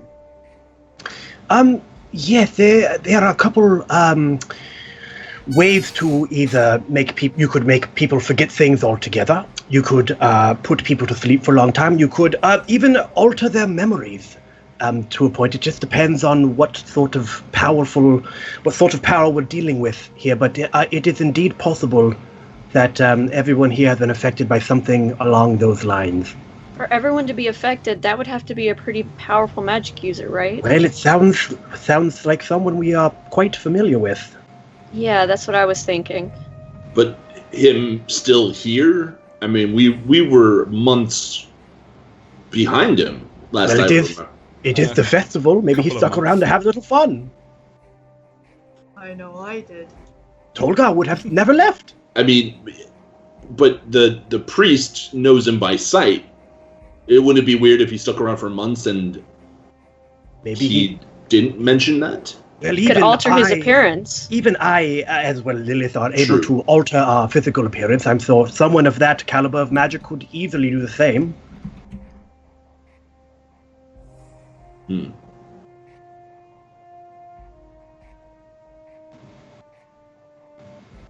Well, So what about the people That up mean top? Corbin DeWint was the same one that we caught?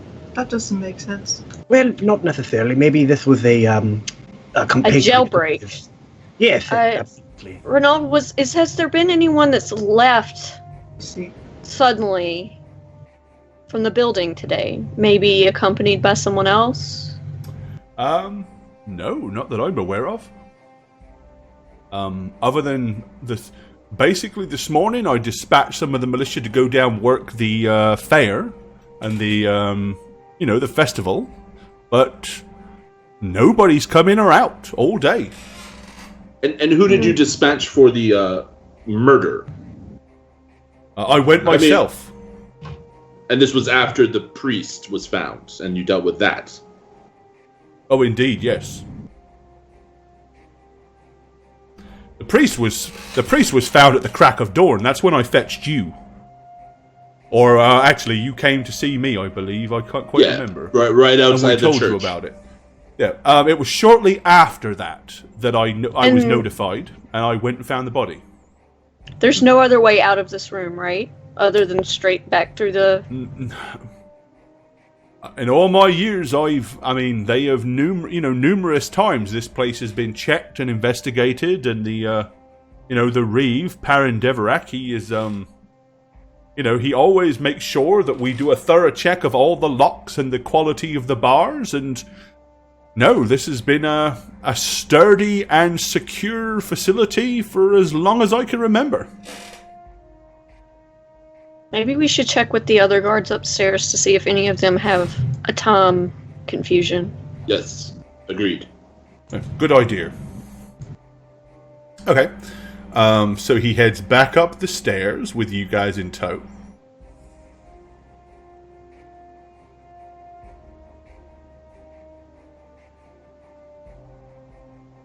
Okay.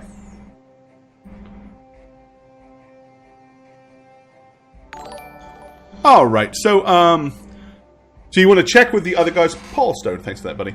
You want to check with the other guys to see if any of them have witnessed or have any kind of strange time blockouts. Yeah. And none of these guys here seem to have. However, the guy at the front desk does seem to also think that it is considerably later than it actually is. And is that right above the cell? The cell would have been more south of here. Okay. Because there's the stairwell, and the jail is not actually directly beneath here. It's kind of off-center slightly. Okay. Now, if you want to know where it is on the map of Horrendon, you will find that it is, in fact... Let me scroll over. So it is more below this section, which is actually the barracks, where everybody stays and sleeps. Okay. Are those guards there new? We haven't had a new guard join for a good while, I'm afraid. No, I mean, did they just switch out recently, these ones? Nope. They're due to swap out in about 3 to 4 hours. Pretty much they do sun up to sundown. And then... Do any of you... sorry, Gore. Oh, sorry. Do any of you recall seeing someone come in and go into the cell room? They'll kind of look around, and Renaud says, "Well, do you?" No, nobody's entered in or out of this establishment today. No one. The spell. No, ma'am. Nobody at all. What about Renaud? Well, other than himself, obviously. He left earlier, and came back. They brought a body, which we have, back there being checked or stored, and they'll take it over to the priests late this evening. But that's all. And then you haven't seen Renaud leave since then? He's been here in the building? In his office the entire time, other than that.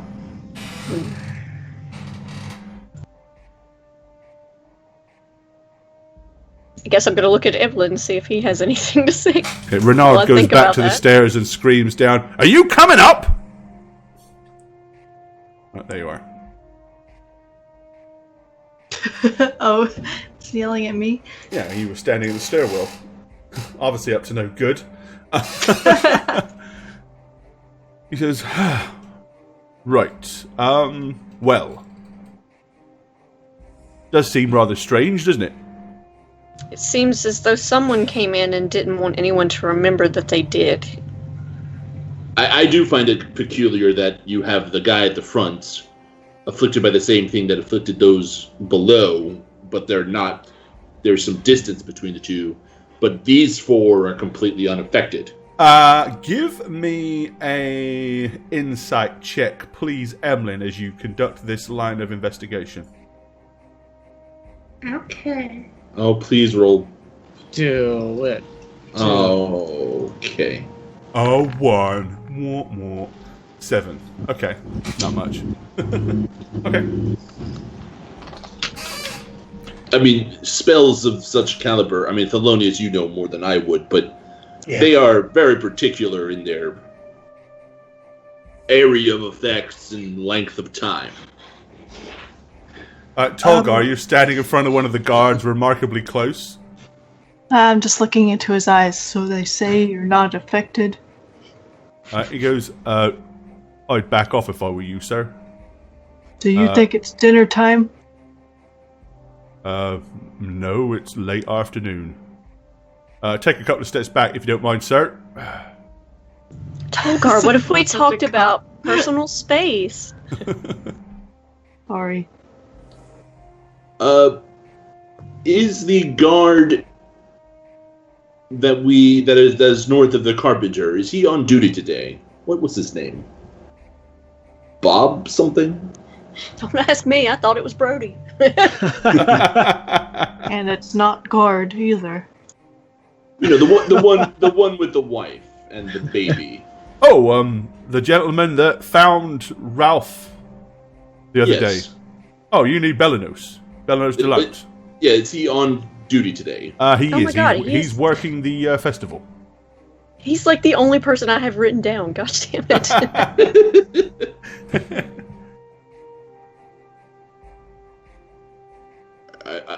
I got nothing then. I mean, I do find it weird that there's a gap in coming to and fro the prison that is not affected by such a powerful spell. I can't imagine there'd be a way for them to get into the cell room without having to go through this room. Yes, I agree. There is no way down there except through this door right here. Why is there text on my screen? Okay, there it goes. It appeared on mine too. It said, if you can read this, you have. What? Huh? Something popped up on the screen. It's, if you can read this, you have dark vision. Stop playing, whoever's playing. Sorry. Satch, are you okay? Oh, I see it. Okay. Gore, when he says that, do I notice any shift in the guard I'm staring at here? When he says what? The only way to get to the cell is through the room, through this door right here. On this guard? Yeah, the one I'm looking at here. Give me a insight check. Okay.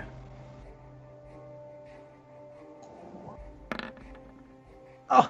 It was Why are we 15. sucking with important No, roles? he's 15. more. He is more. He's eyeballing the back of Tolgar's head, like. You jealous? Yeah, he's jealous. Alright, I am gonna invade this guard's personal space. Are you sure you didn't see anything strange? No, miss. Nothing at all. Damn it.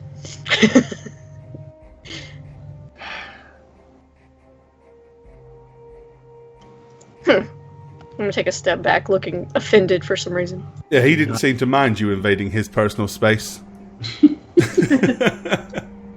Do not trust these guys. Well, remarkably strange to be sure. We'll have to conduct a full investigation. As your good name seems to be sullied, and Strangely enough, I tend to believe, my gut tells me you are innocent. I doubt you'd be stupid enough to murder someone in the middle of a field or in the middle of the park by the pond. When you're so clearly an outsider and known to the town guard, it does seem a bit unrealistic. But somebody definitely did it, and Brody Rowan believes whoever did it looked exactly like you. Can we see the body? You can. Before I show you the body, however, I will ask that you do, if you go and talk to Brody Rowan, I don't mind if you conduct routine, sensible, and civil questions.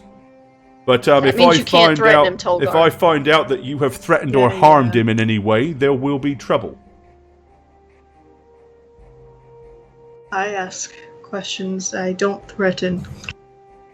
He says, "No, just merely the sight of you can be quite. In fact, I think it's probably best if you don't go anywhere near Brody Rowan. In fact, let's consider him and the general stores off limits for you at least, my good friend." Tolgar, he's not wrong. To the rest of you, do as you will. You're under no suspicion, but Tolgar, I think you absolutely should stay away from Brody Rowan. If he sees you, he's probably going to panic, and who knows what catastrophes might happen. That's why he's going to panic. I don't think he is lying. I think Brody thinks he saw exactly what he thinks he saw. Yes, he may have seen Tolgar do something. Oh, poor Dan. Yes, see? There you go, Tolgar. Now you get it. I get it. There you go. He says, but if you stop and think, a couple of days ago, we had somebody murdered with their eyeball removed and their brain sucked out. Then yesterday, in the early hours of the night, a priest was murdered. Then, allegedly, someone else murdered by someone that looks like Tolgar. Then, this very afternoon, Valmer Falcio vanishes from a cell. That's an awful lot of very strange and odd coincidences and circumstantial things to happen all in the matter of a few hours. Not to mention the grave robbers we stopped the other night. Oh, of course, yes. And the grave robbers.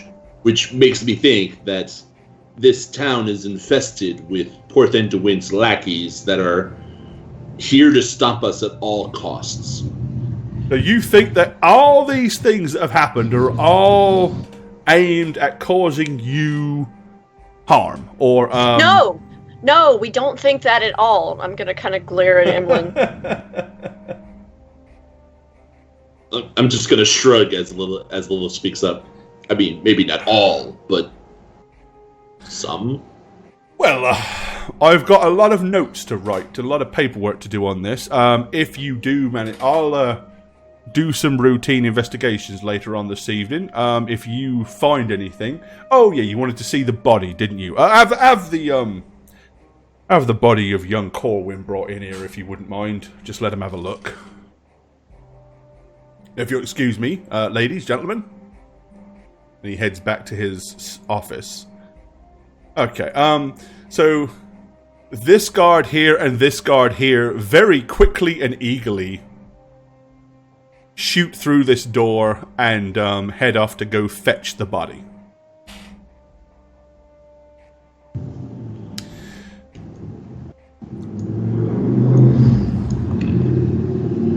After 10 minutes, they return carrying what appears to be a corpse wrapped in a brownish kind of blanket. They lay it on the ground, unfold it, undo the string. It seems to be as described, a young man with brown hair. He has indeed, his collarbone is completely smashed, and a gap probably about 6 inches wide separates his shoulder from the collarbone. There is a hack that goes all the way down through his rib cage to stops at the center of his sternum. Very clearly the work of an incredibly heavy bladed weapon. Can I check to see if it looks like a great axe that did it? You've seen enough You've seen enough handiwork by a great axe to think, yep, that could very easily have been what did it. In your mind, though, you are right. You probably think to yourself, if I'd have done this, he wouldn't be in one piece anymore. I'd have got all the way through. Sloppy work wasn't me. I'll back up. Right, well, if you don't mind, we'll take him back then. Come along. Wait. Can you detect magic on him again? Yes, I don't know if there was any magic. What makes you think there's magic here? It looks like it's just someone who cut him with an axe. Oh no. What if it's him in disguise again? I'm gonna give the body a once-over. Okay. All right. What you looking for? Anything that sticks out? Anything suspicious? Other than a dirty great axe wound. Yeah. Yeah. Okay. I'm gonna also ask the guards. What was his profession? Oh, he was a limner's assistant. What the hell is that? A limner. Limner. Yeah, limner. Somebody who lemons? No. No, ma'am. A limner. A painter. They do portraits and stuff. Okay, it was a satch. As he apprenticed at Satchmo's fine paints in Corthan. Yeah. Alright, so yeah, just looking for something besides the axe wound.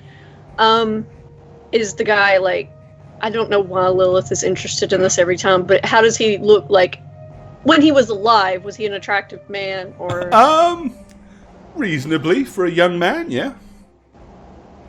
A little effeminate possibly for your taste, but who knows? Right. And that would be it. Yes, we should probably find our friend Kyla. Right, well, we'll take it back then. And they usher the deceased back through the door. I'm gonna head out to the front door. Right, almost like he knows you're going as he sees you kind of walk past his open door. Without looking up, Renaud says, remember, Tolgar, stay away from Brody Rowan in the general stores and don't leave town. 2 rules. At this point, I'm inclined to believe that you're innocent. Don't change my mind. Hey, goodbye.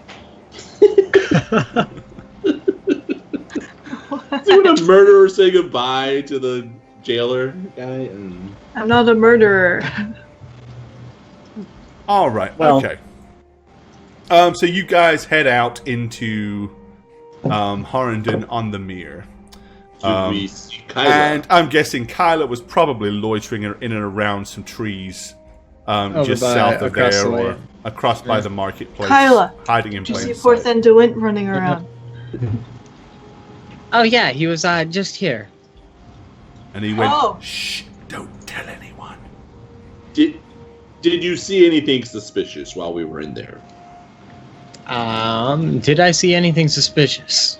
No. Nobody I come figured, in. Nobody yeah. went in or out. It's remarkably quiet here in town at the moment. That's because of all the riotous noise that could be heard coming from over at the festival grounds. We have a working theory about what happens, Kyla. Long story short, we suspect something of very powerful magic. You don't know, but there was a jailbreak.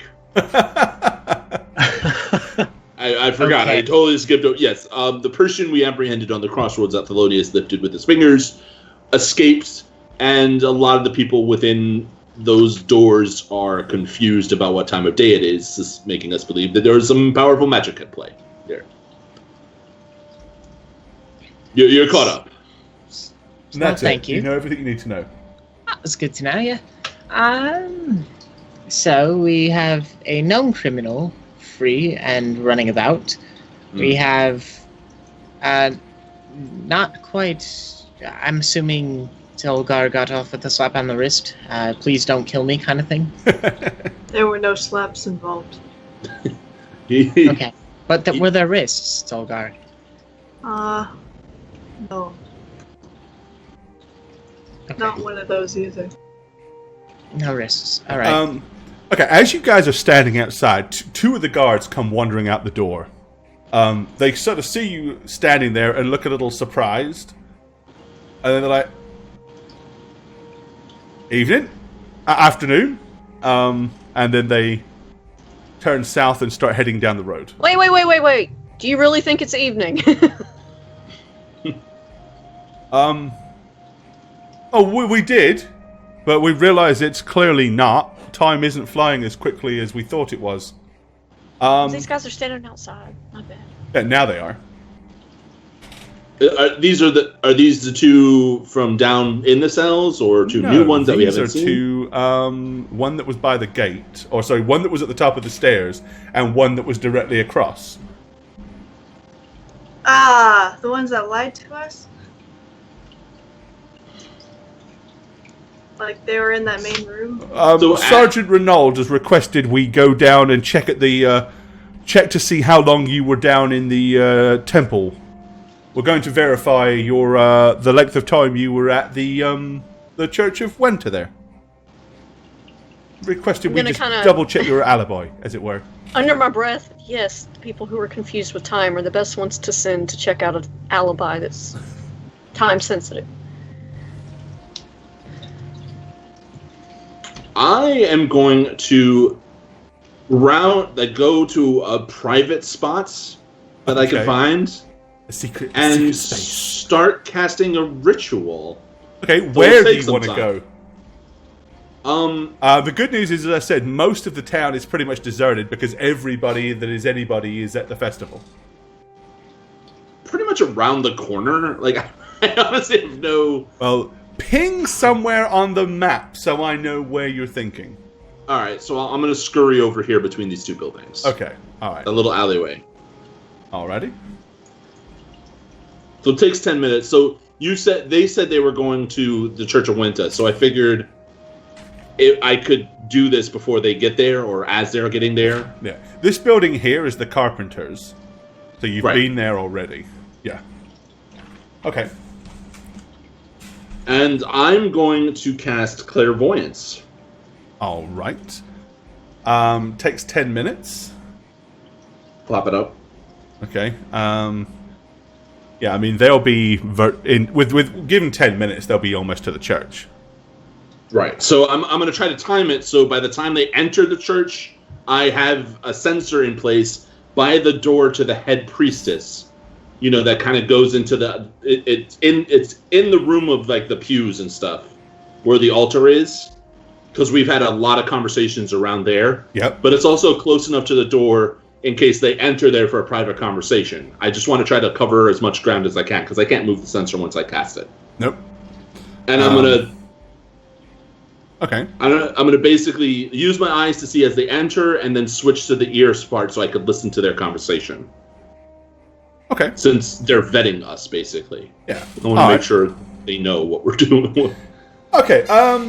Well, the conversation is fairly standard. You hear them walk in, and once inside, if you wouldn't mind, your revenants, we have a few questions we need to ask you on behalf of the Militia House and Sergeant Renauld.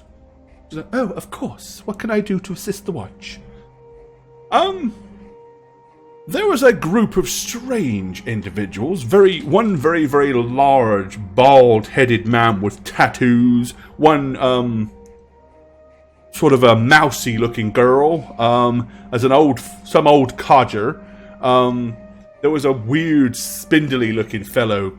Looks quite untrustworthy, to be honest, by the look of his face. And then this very, very attractive young lass that was with them. They claimed that they was working for you from probably late morning until early afternoon. Is that correct? He's like, I don't know what you mean. No, she says, absolutely not. What a complete lie. They clearly must have done a murder. No, she smiles and says, Oh yes, no, they did us a great service. There were some unknown catacombs down below the temple that we had no idea were here, through back to the times of Pelor. I'm sure it was the Pelorian priests that were responsible for the catacombs and leaving them in such a state. And these strange, vicious creatures were living down there and were responsible for murdering one of our own and killing the poor boy over at the market stall. They eradicated the creatures and did us all a great service. If you're looking for them, I believe when they left they were rather keen on going to the festival. No, ma'am. We just wanted to check that their story did indeed check out. That's fine. So, well, if there's anything else I can do, you always know we're pleased here at the, the Church of Righteous Brew to assist the watch. I know you're on duty, but would you care to? And they're like, well, it is festival day after all. I don't mind if we do. And they guzzle down a pint of ale, and then come out of the door and begin to head back down the cobblestone road from the church. So after that, I'm gonna stop listening and I'm gonna look at them and say, well, the priests have our back. They had some pretty colorful descriptions of us. Want to know what they think of us? Do I want to know what the guards think or what the priestess think? No, the guards. You are very attractive. You're mousy. I'm spindly. Mousy. And you're an old codger. Yes. Oh, what? But did they say how scholarly I looked or came off as? No. Are you sure, Emlyn? I believe you're not telling me the whole truth. I'm telling you exactly what I heard. Did they use words such as extremely intelligent and clearly more knowledgeable than the rest of his men? Obviously the leader. Yeah. But yes, our alibis checked out about what we did in the church, so that's good. All right, good. Well, that's Okay, the two guards, they get to the end, and it looks like they're walking up to the militia house, but then they stop and turn around and go the opposite direction. Oh, well, guess what we're doing? Or at least what I'm It doing. seems that when they realize you're all still standing there in the Didn't street... we move? Yeah, we're around the corner. We're I up thought we all here. moved around the corner. Oh, I thought only Emlyn went over there and did that. I figured everyone else was I still figured there. we Oh, all in that joined case, up. then let me... We just follow like puppies. Okay. Well, in that case, you will see them come up here and get to here as if they're going to go into the militia house. Seeing you all gathered beside the carpenters, they turn around and walk the opposite direction there then instead. Oh, so are they just avoiding us? I mean, spindly, mousy, barbaric codger. But why wouldn't they go back into the militia house? Just because we're standing here. Yeah, You which know- way? I ahead. think it's safest to say we're being called under a bit of fire here. It might be wise of us to try and find a place where we could go where we won't be so suspect. Maybe, I don't know, join the festival a bit more. Just try and Be finish less the night out. conspicuous? Have you seen me?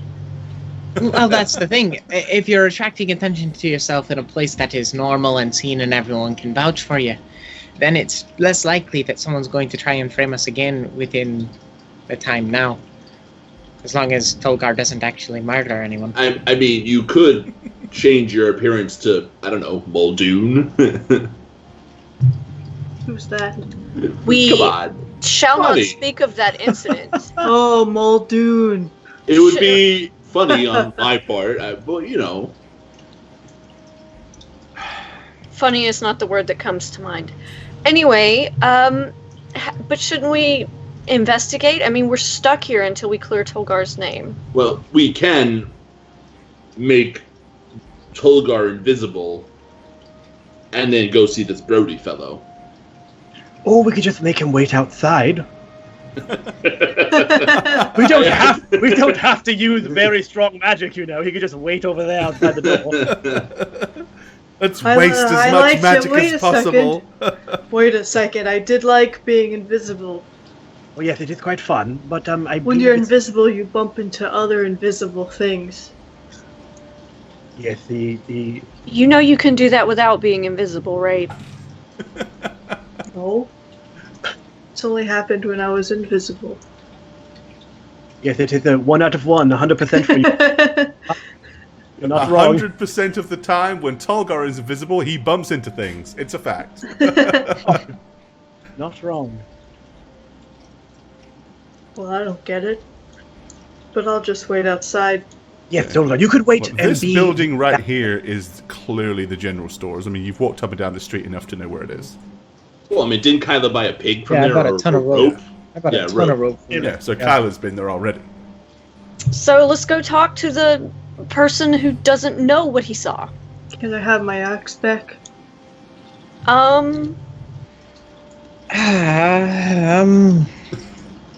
It's probably best that you don't have it for now. How about Can I you take carry that that? staff of yours that you're holding, Kyla? It's You know, probably best that we don't hand that one over either right now. I have an idea. How about you get the axe? I'm pointing at, and he gets the wand. Do not give Tolgar the wand. No. I might pick his nose with it. I don't Okay. pick my nose. Yeah, Tolgar clearly needs that magical staff. I Okay. will take the wand. No. Kyla, hold on to both, because I don't know. I can't hold this. I mean, my arms... You can see Emlet's arms are kind of quivering at the weight of it as he's holding it in both his hands. And just takes Yeah. it. It's clearly the most unwieldy weapon you could ever imagine, yeah. I'm going to give Thelonious a little nudge on the shoulder and kind of smirk. You know, there's an exercise that can increase your arm strength. I don't need arm strength. Just, Push-ups. I mean, if that's what you want to call it. Let's go to the general store. Bicep curls. And I have magic hand. Okay, so where's Tolgar going to be during this visit to the general stores? I'll go outside somewhere not near a window so I'm not visible. Okay, so you're going to loiter around outside but not go in. Yeah. Okay, then. Let's pop inside the Horrendon General Stores. And scale this more appropriately.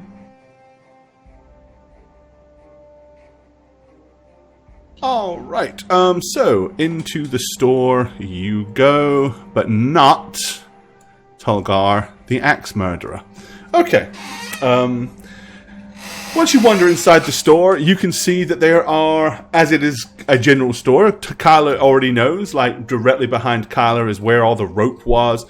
They have pots, pans, hats, basic rudimentary weapons, cloth, torches, you name it. They're pretty well stocked. They have most things. You walk in behind the counter, you can see two individuals. A woman and a man. Both seem to be in their early 30s. The woman has kind of like slightly red hair that is probably no more than cheek length and a bit of a bob. The man has a similar style haircut, only his hair is a little more brown. As they're both looking, as you walk in, the woman smiles and she says, "Good day. Welcome to our store. Can I help you at all?" Well, I don't imagine I could sell some goods again. Right, I'm back.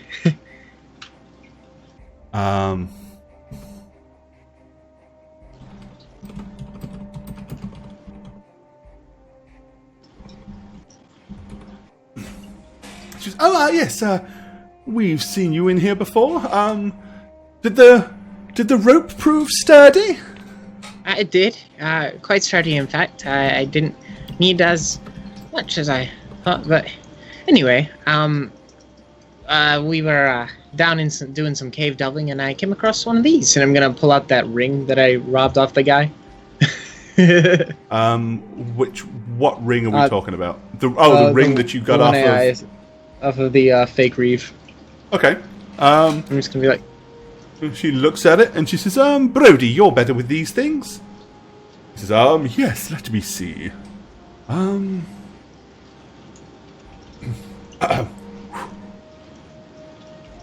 Yes, it does indeed appear to be fine quality. oh, don't Yes, gob it. Oh, we're not jewel crafters, as you can tell, but it is a pleasant trinket nonetheless. Well done. And he hands it back to you. just gonna take it back then. He's not putting a price on it. He kind of looks at you. He goes, were you hoping to barter? Use this as payment? I was just hoping maybe I could sell it.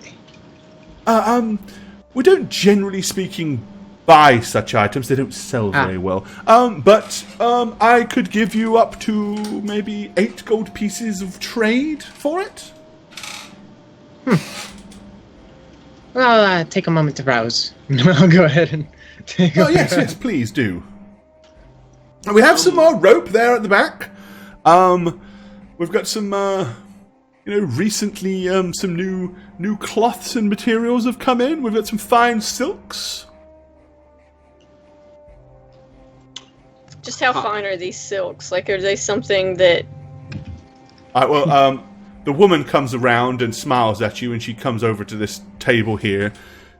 And she says, oh, come and look. She says, so, as you can see, we've got various different types of cloth here. As you can see, all of these are of reasonable quality, but I noticed where your eye went straight away. Clearly, a woman of taste. So, as you can see, this is more that, as she kind of looks around, and the other people would generally speaking wear, but clearly someone of yourself. And she kind of wanders back over here to where you were eyeballing the first time. And she says, yes, I could imagine this blue silk here. I do believe this comes from far off land to the... What was the trader? He said it was...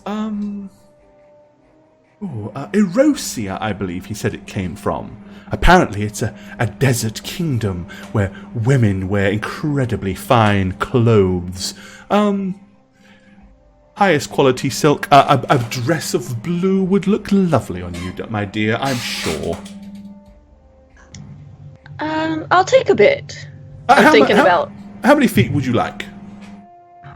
I'm not a tailor. Well, what are you hoping to make? If you'd like me, I could take. If you'd like, I could take your measurements and make you a dress. Oh, it wouldn't be for me, dear. Don't know. I think it might be some nice curtains. Oh, curtains of silk. And how tall are your windows? And how many windows? Oh, right now there aren't any.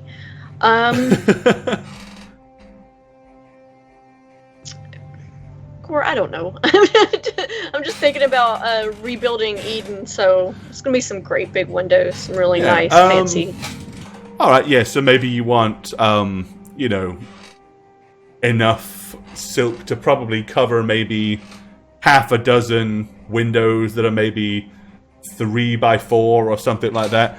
But anyway, she says, "Oh, well, that's going to take most of the roll. But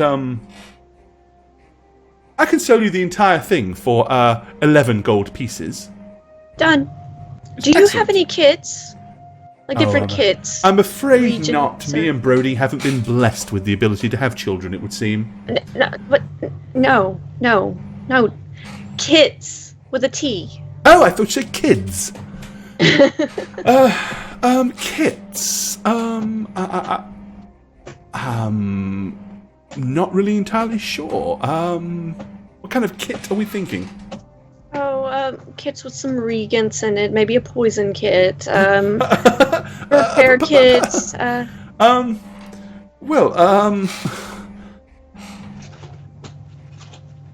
It's not normally the sort of thing we carry about, or stock. But from time to time, we do have some strange items that seem to find our way into the inventory here. Give me a second. While all that's going on, I think Thelonious and I would be talking to this gentleman. Okay. All right. Yep. All right. So, the man that you assume is Brody, on the grounds that she referred to him by name. So he's just standing there and looking at you. He goes, what about for you, gentlemen? We heard about the gruesome murder that occurred this morning. Oh my gosh, yes. Winter be praised. I got out of there with my life. A huge, brutish fellow with a ginormous axe. I think he was 7 foot tall. As wide as that door, could have barely fit through it.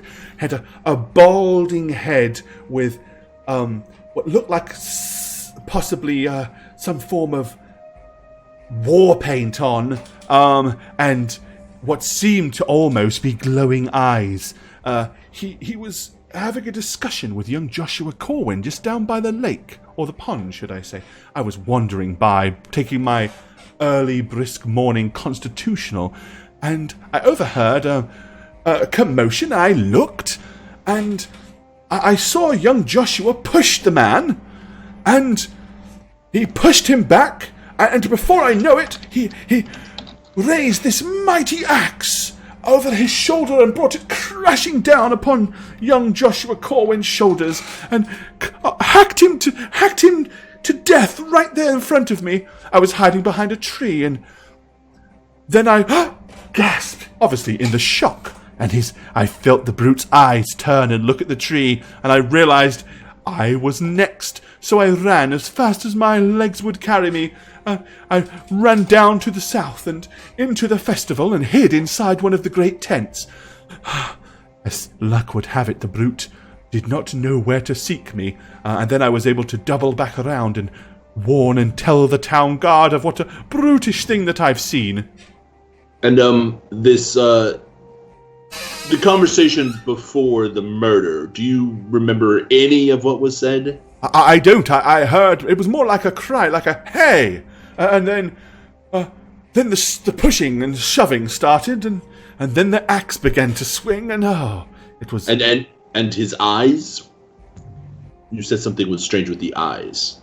Well, you know, he had the eyes of a killer, the sort of eyes you'd expect to see in a man that would cut down another young man in his prime so viciously. He kind of looked like this. That sounds frightening. What did he look like again? And I'm going to cast a spell. Okay. What are you casting? Or am I going to cast a spell or use a skill? I bet I could just use a skill. Hold on. Class.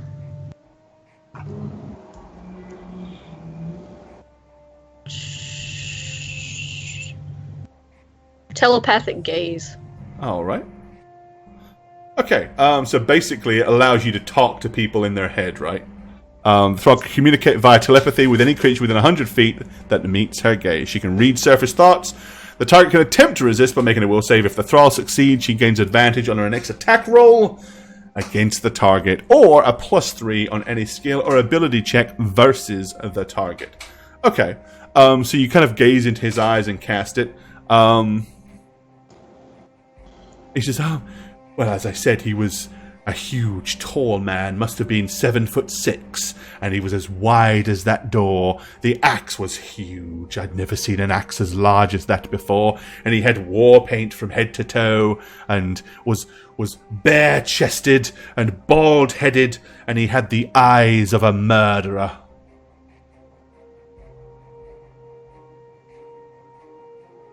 Alright, so yeah, I'm attempting to read this surface thoughts.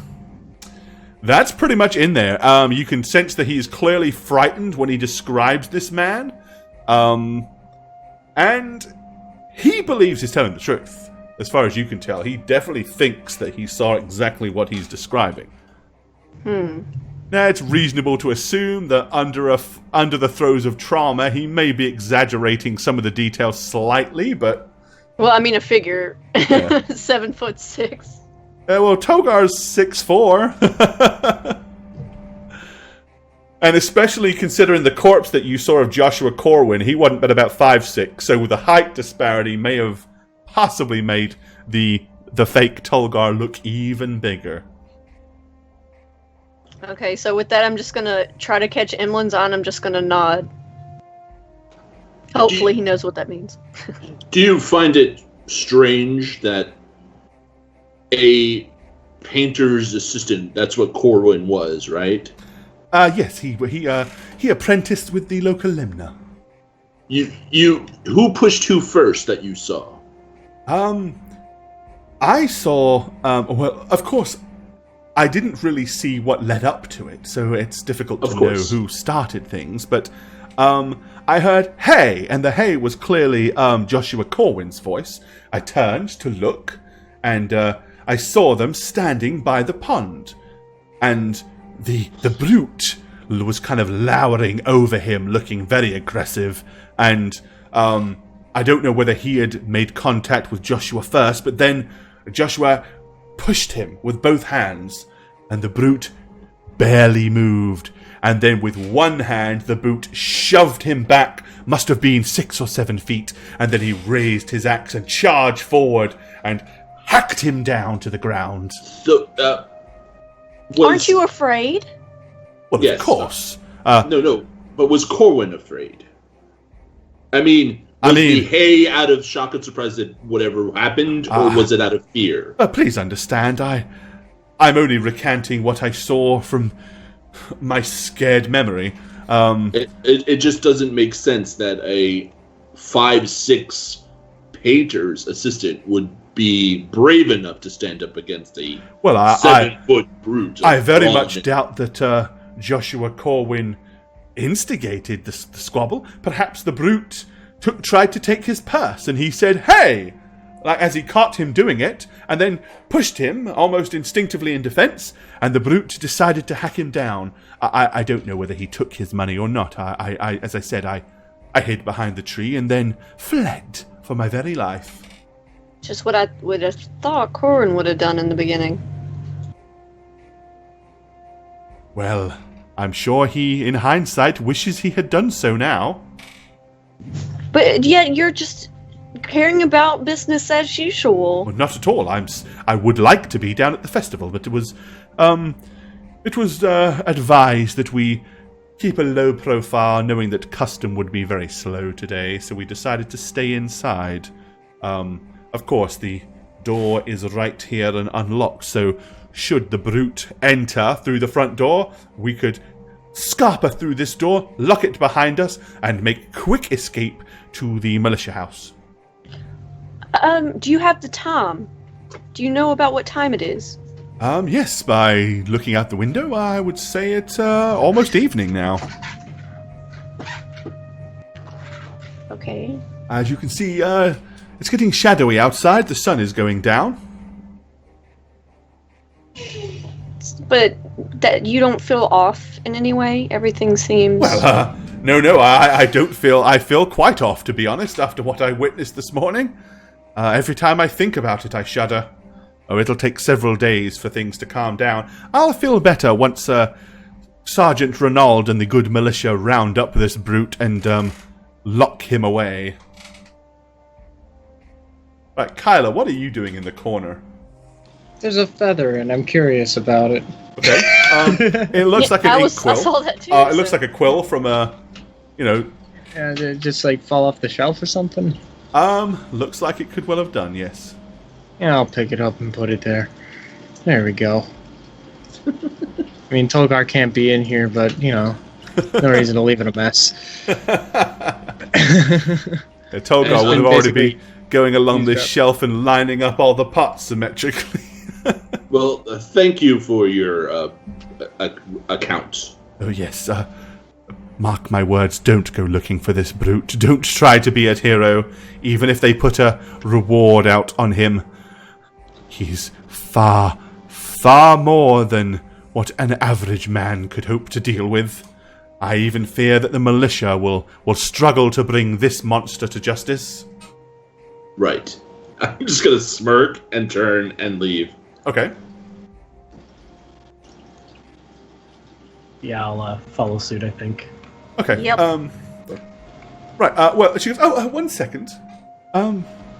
Brody, dear. This young lady has asked me a question. Do we have any kits in the storeroom? He says, kits? For a sort of thing an apothecary might use. Yes, an apothecary may use them. For mixing ingredients and stuff like that. He says, I'll go and check. He says, there are several things in the storeroom that we have held on to for far too long. Let me have a look. All right, and he exits. And she says, my husband's going to check for you, my dear. What did you think about the attack?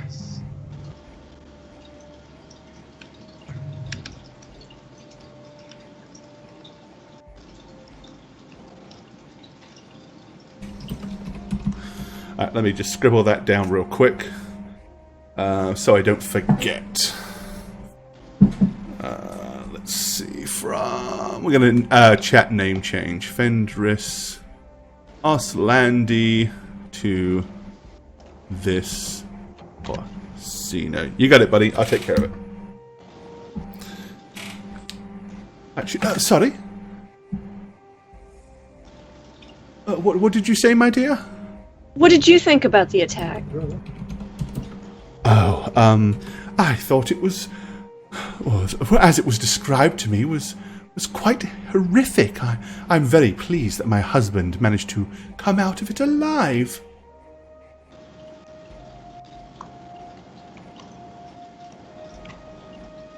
Of course, I didn't see it, you'll understand, but...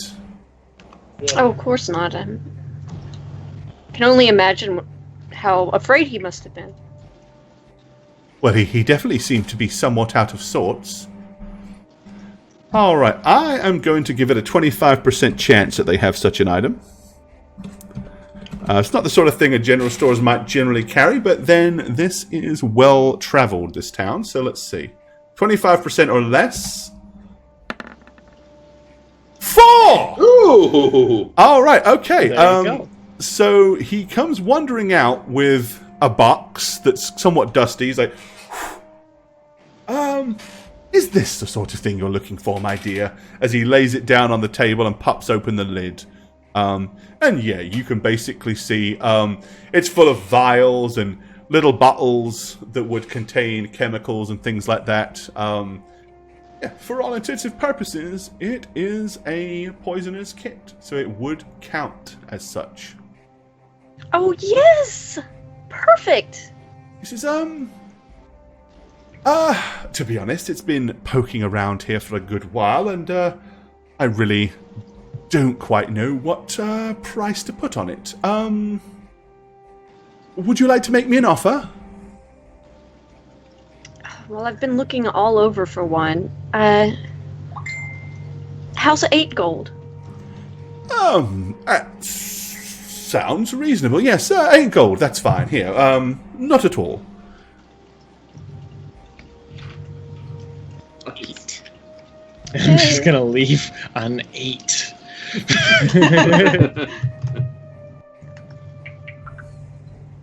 All right. Alright, so yeah, after that, I'm gonna take my purchases and pack them up and... Alrighty.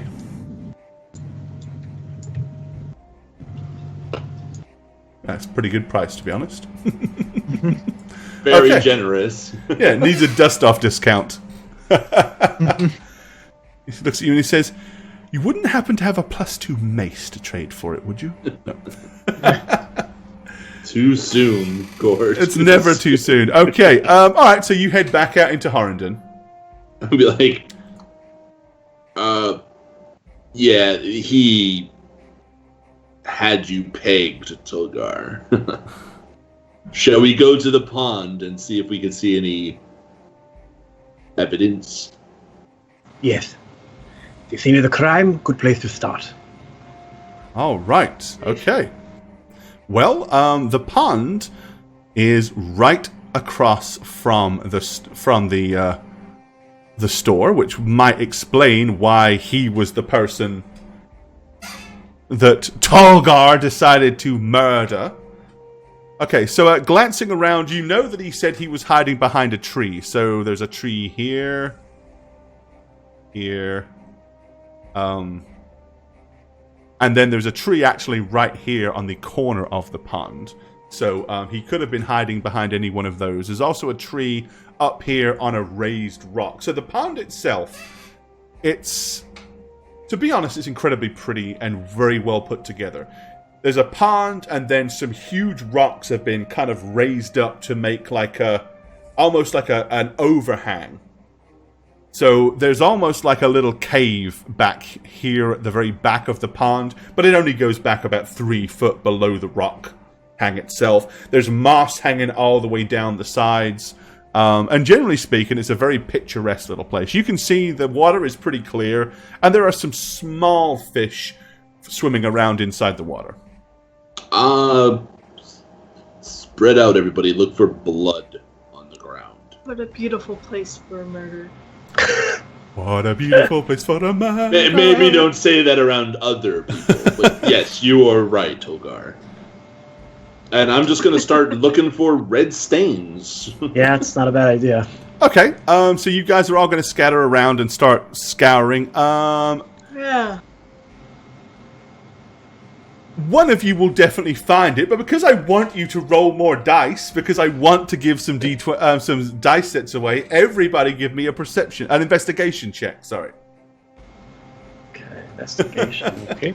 20. Somebody needs a 20. Come on. Whoever rolls the highest will find whatever it is. Oh, well, there's a 20, but it's not a nat 20. Okay, so you all scouring around. Okay, so... Oh, it's late. Come on, Kyla. No. So Lilith, over here, kind of near the edge of these rocks, you do indeed find grass that is stained with blood. Brown and blackened with blood that seems to be... It's not really wet, but it is. It's still tacky. Alright, so I'm going to signal to everyone else that it's over here. Alright, So- stomp over that way. So it was either this tree or that tree, right? I mean, because if you saw it down there, the rocks would be above. And he also said he ran south. And he ran south, yes. So right here is where the blood is. Kyla, want to deduce which tree he hid behind? I'm not sure I follow. Well, you know, like tracks or something, right? Ah, right. I'll give it a look. I'm gonna All go right, ahead and... so you want to search for tracks to see if you can see if there's any markings or anything that led away from one of the trees. Give me a dice roll. would that be survival, or is it... It would be survival, yes. Alright. Oh, 13. It was fairly fresh, and it was on the grass, and the guy did run. So they're very faint, but you do actually see some footprints down here leading away from this tree that looks like they kind of went in this sort of direction. With that, let's see. As you're kind of looking, you do notice that the door of the tavern is right here.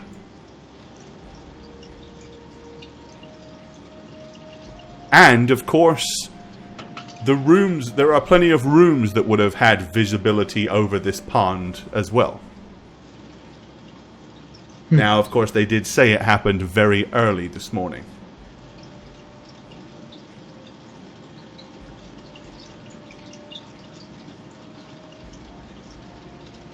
I can hear tinkling. It's clearly the pond. sliding in it. I'm gonna look around the bloodstain to see if I see anything that might have been dropped or discarded or left behind. Okay, you kind of poke around. No, it just seems to be a big bloody mess. A lot of blood was spilt here. Guess at this point I should probably start pointing the tracks out and leading us along them. At the very Yay. least.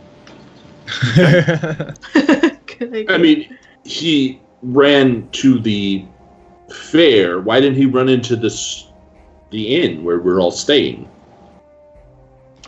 I can't say he ran to the fair, he just went this way. Well, no, but he said he went to hide in the tents. Are you following him? Are you following the tracks? Yeah. Alright, okay. So yeah, the tracks do in fact lead you down and to the side of the tavern. And yes, as Emlyn just pointed out, the front door of the tavern was right here. He could have very easily ran into the tavern, but he didn't. It would appear that the tracks, you can continue to follow them down past behind the stables. And they crossed down and kind of... By the time you get to about here, there are so many people wandering around here at the festival that you can forget the tracks. But it would appear that he did indeed run to the festival grounds. So that part of the story does at least seem to be probably true. I mean, it's a little detail, but it's kind of bugging me. You would think that if you witnessed a murder, you would immediately run to where people were. Not, I mean, it was early in the morning, so this festival was not in full swing. So why didn't he run straight into the tavern?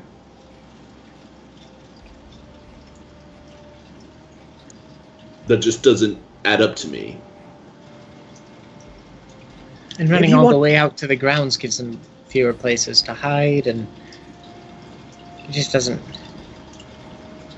I mean, I have no doubt that this is exactly what he did, because you found the tracks and everything. It just... Well, why don't we go ask him? Well, I mean, the festival is right there. But why did he not run to a guard, the barracks? Or like you said, the inn that was clearly right there to get away from a murder. I would not run to an open field. But we know where he is, so why don't we go ask him that question?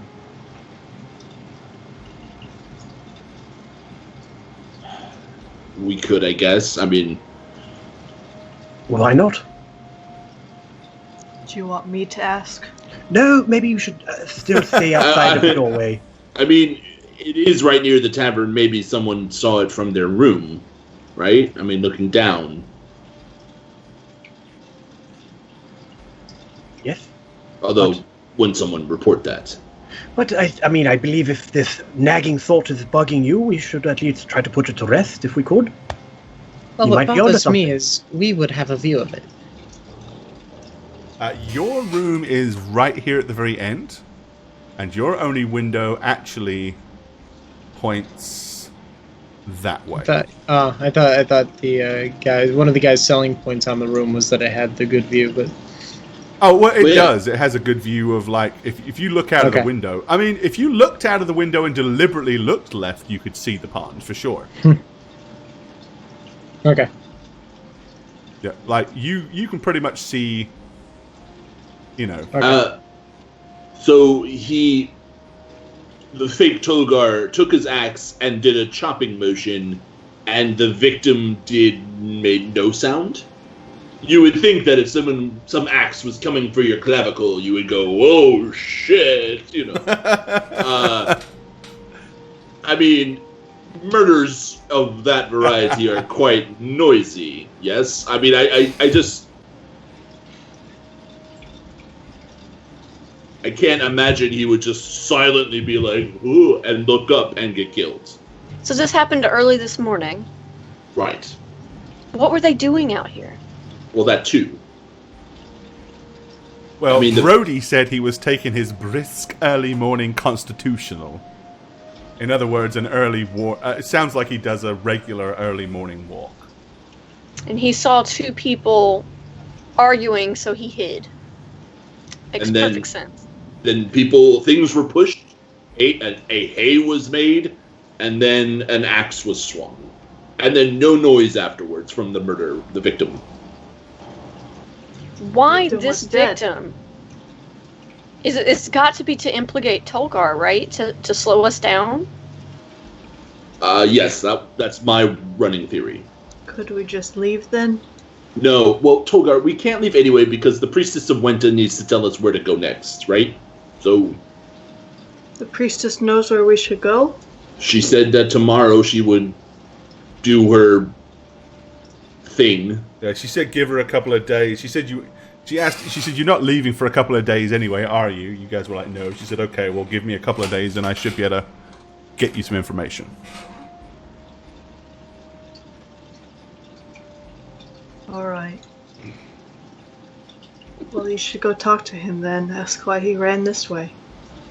Tolgar, maybe you go to the tavern and see if anyone was looking out their window. Okay.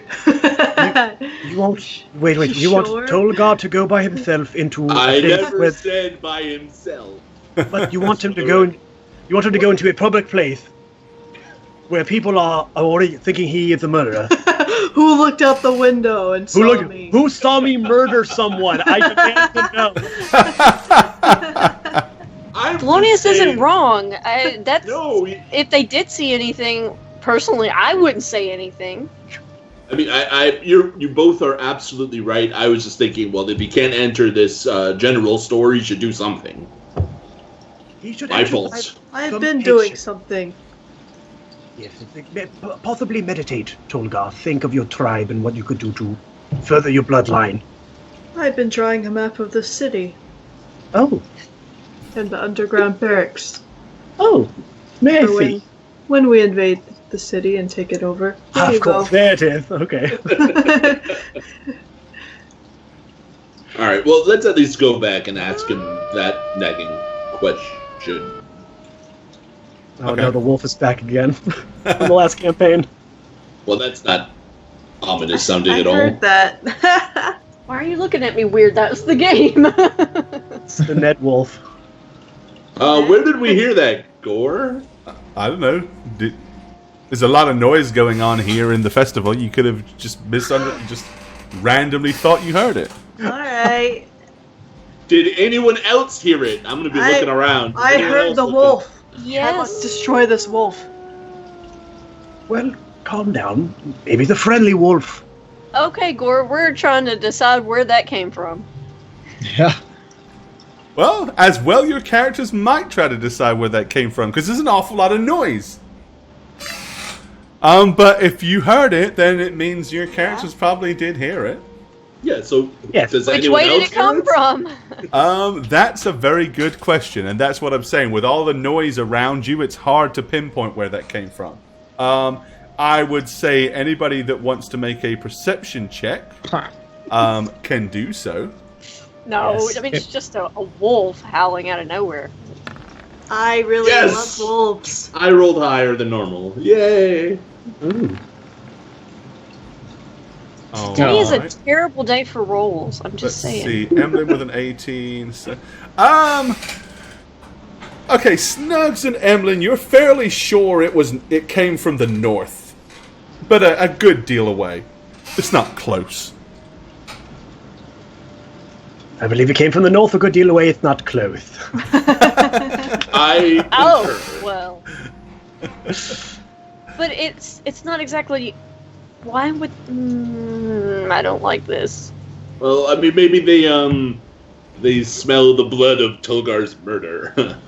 It's a possibility, It yes. wasn't me. You remember earlier when I said that wasn't funny? That wasn't funny either. You're not funny. It was. Yeah, I think I was a little. Don't worry, Emily. I thought it was a bit funny. Don't worry. Thank you. You're welcome. God, Put you it up for that encourage him. staff, huh? Us That boys was have got to funny. stick together. Am I right? Boys Club. Don't forget.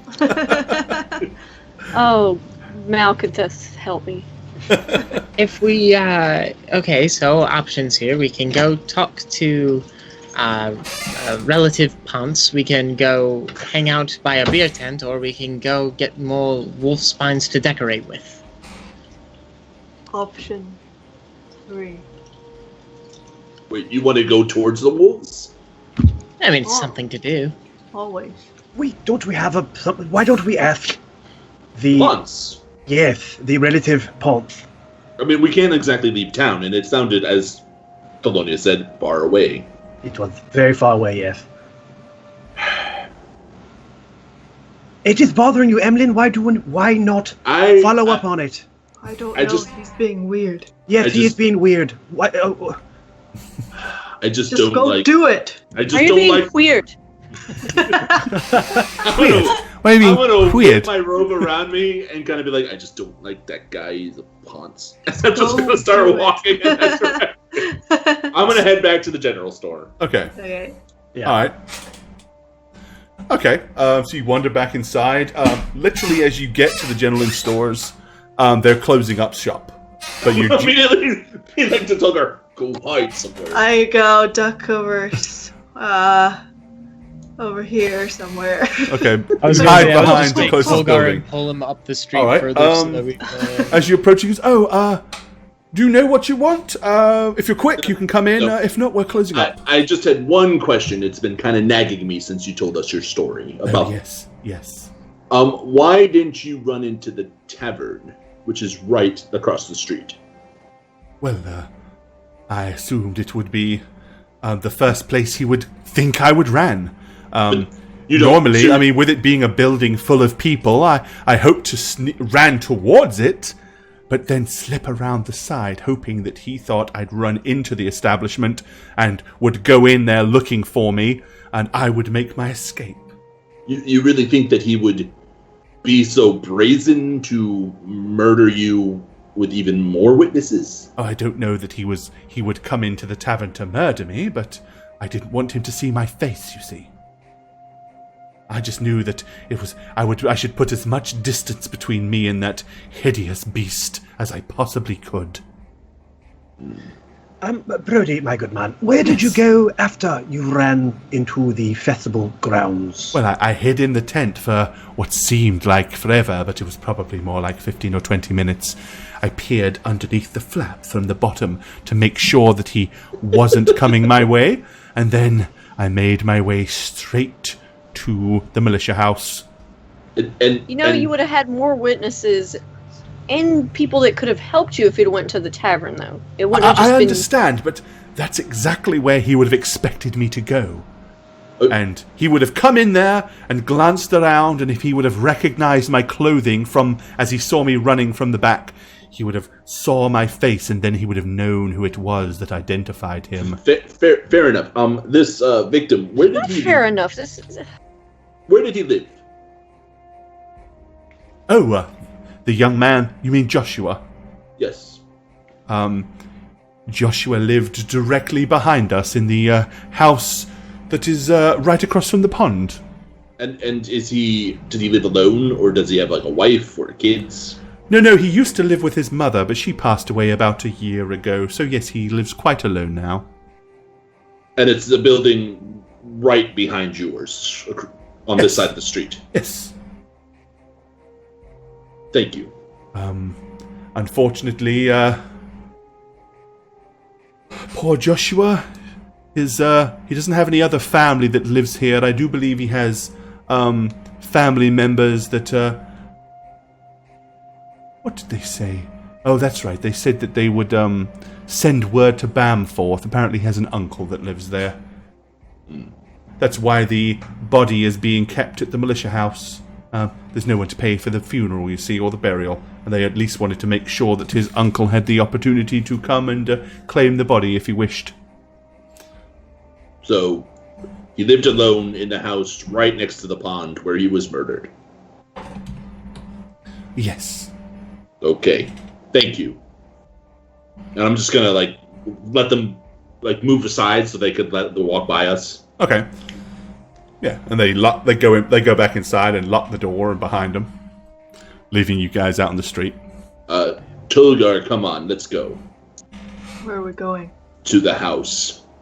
His reasoning is completely ridiculous. What house? If he was in a panic, Lilith, I can see him not thinking straight. I would have immediately run to people. Me Not- too.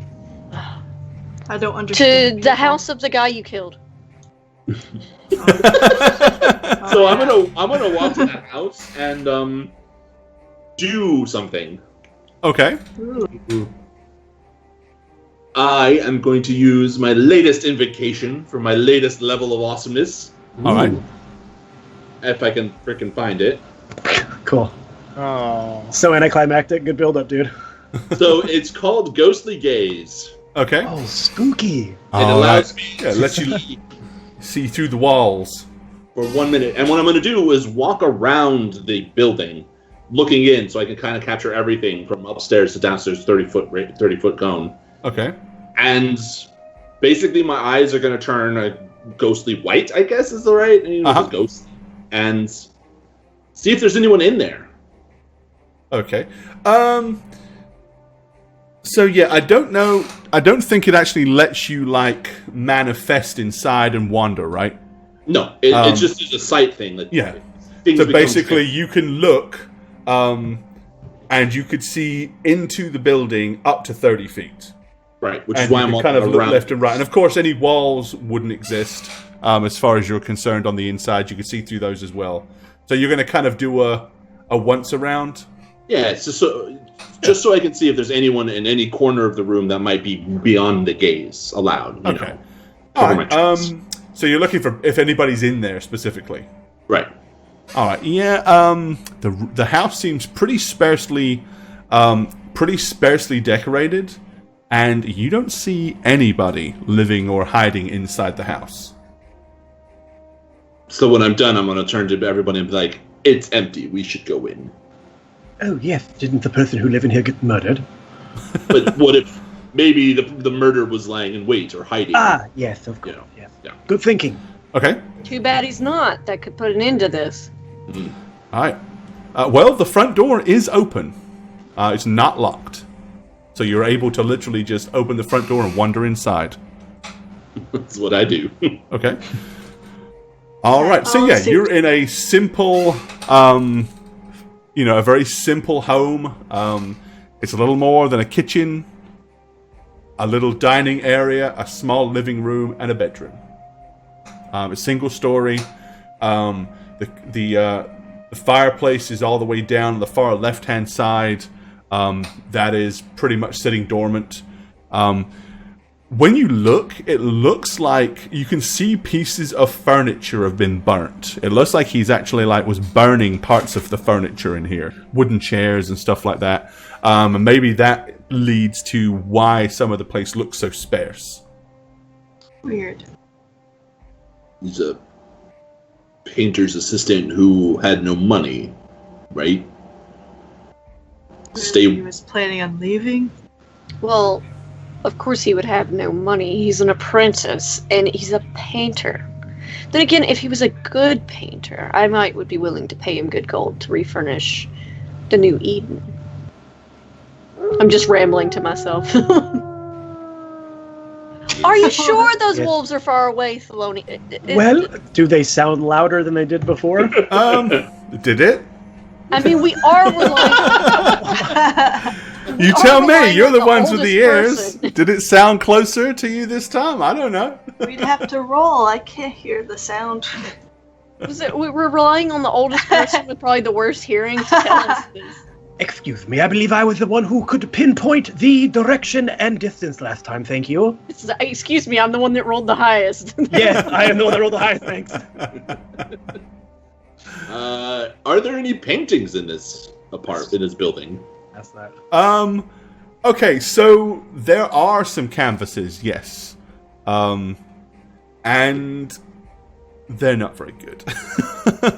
I mean, you could definitely see, looking at some of the paintings, you can see definitely, some progress. And clearly he was getting better. But these are no works of great art that are going to go down, go down in any kind of renown, and they're not going to be adorning the rooms and halls of great and wealthy folk, that's for sure. Oh, it's a shame. They could have been worth more now that he's dead. I'm gonna just route through anything that might have personal stuff in it, like drawers, armoires, armoires. All right, you so know, you're going to kind shelves. of give the house the once-over?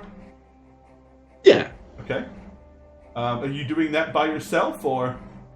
Oh, am I, guys? I mean, it's a whole house. I just don't know. I think They're all going to Yeah, stand I- there watching you do it. I think we go through the house trying to find. Participate. Yeah. Something. Okay, yeah. While I stare out the Again, window just as an looking for excuse a to wolf. roll more dice for chat, everyone give me a perception check. Okay. I'm trying, chat. I really am. Oh, so close. So close, Snugs. Come on, 20. Hey! Emlyn gets one. Woohoo! I did it. I did it. And I get 1,000 Natural gold. 20! Find a +8. Finally, we've got a set of dice I can give away. Thank you so much, Emlyn. And let's Welcome to see. 2. And you people there in chat, 1 gold as well for betting on Shagit. Shagit. Okay, cool. Yeah, I'll do it when we finish the show here in just a second. I will do that. Okay, real quick. So you do find a handwritten last will and testament from Esme Corwin, bequeathing her house and her entire meager fortune to her son Joshua. And really, that's about it of any real significance. There are only but 2 changes of clothes, 1 pair of shoes that have got holes in here. Clearly, Joshua was a man of very meager means. This poor guy. Literally. And he met his demise at the hands of the bloodthirsty, axe-wielding Tolgar. Okay, well, they might not. I don't know if they're closer, but they're definitely getting closer together. I'm gonna go look out the window. And that is where we'll leave it for tonight. So there we go. Hi there, I'm Gorbad. Welcome to the Orc's Nest. I'm the Dungeon Master here on How We Roll, and if you'd like to follow me personally, you can do so on Twitter @Gorbad. Check out thedmblog.com for all things Dungeon Master and Dungeons & Dragons related. And of course, you can follow me on twitch.tv/Gorbad. Also, guys, don't forget to keep up with all things How We Roll. Follow us on Twitter @HowWeRoll. Check out the website www.howweroll.com, and make sure you follow us on YouTube as well. Cheers, guys. Hey guys, Dragon Spooker here for How We Roll. Thank you so much for watching tonight. For something a little different, please check out my channel, twitch.tv/thedragonspooker. For stream times, follow me on Twitter via @dragonspooker. See you next time. Hi, I'm the Satchmo. I speak for the trees. Thank you for watching How We Roll. If you want to see some more of me, you can follow me on Twitch and Twitter @Satchmo. If not, I guess I'll just see you next episode. I love you. Take care. What's up, you guys? It's the Snuggler here, and I am back for my second How We Roll campaign. I've been given some guidelines. One is to not name the character that I'm playing. Of course, probably gonna kill my character at some point. And 2 is to keep this as short as possible. Jane is just so lazy. So with that being said, so happy to be on my second campaign for How We Roll. And if you want to follow me on Twitter, you can do so @MaddieSweetTweets. And that's pretty much all I use. So check you there. If not, I'm always here playing for you guys. Shagit here. I play a character on How We Roll. I'm not going to tell you who I play because if they die, I'm going to have to redo it. Already done it once, never again. Follow me on Twitter @Aneb_convos, and I'll see you guys on How We Roll. Hi, Jane here. You may have seen me in such films as Rise of the Fallen or Lyra vs. Legend. Thanks for watching! You can follow me on Twitter @JaneOnTwitch. That's with a 0, not an O. Anyway, I gotta go. The cats. Peace, suckers.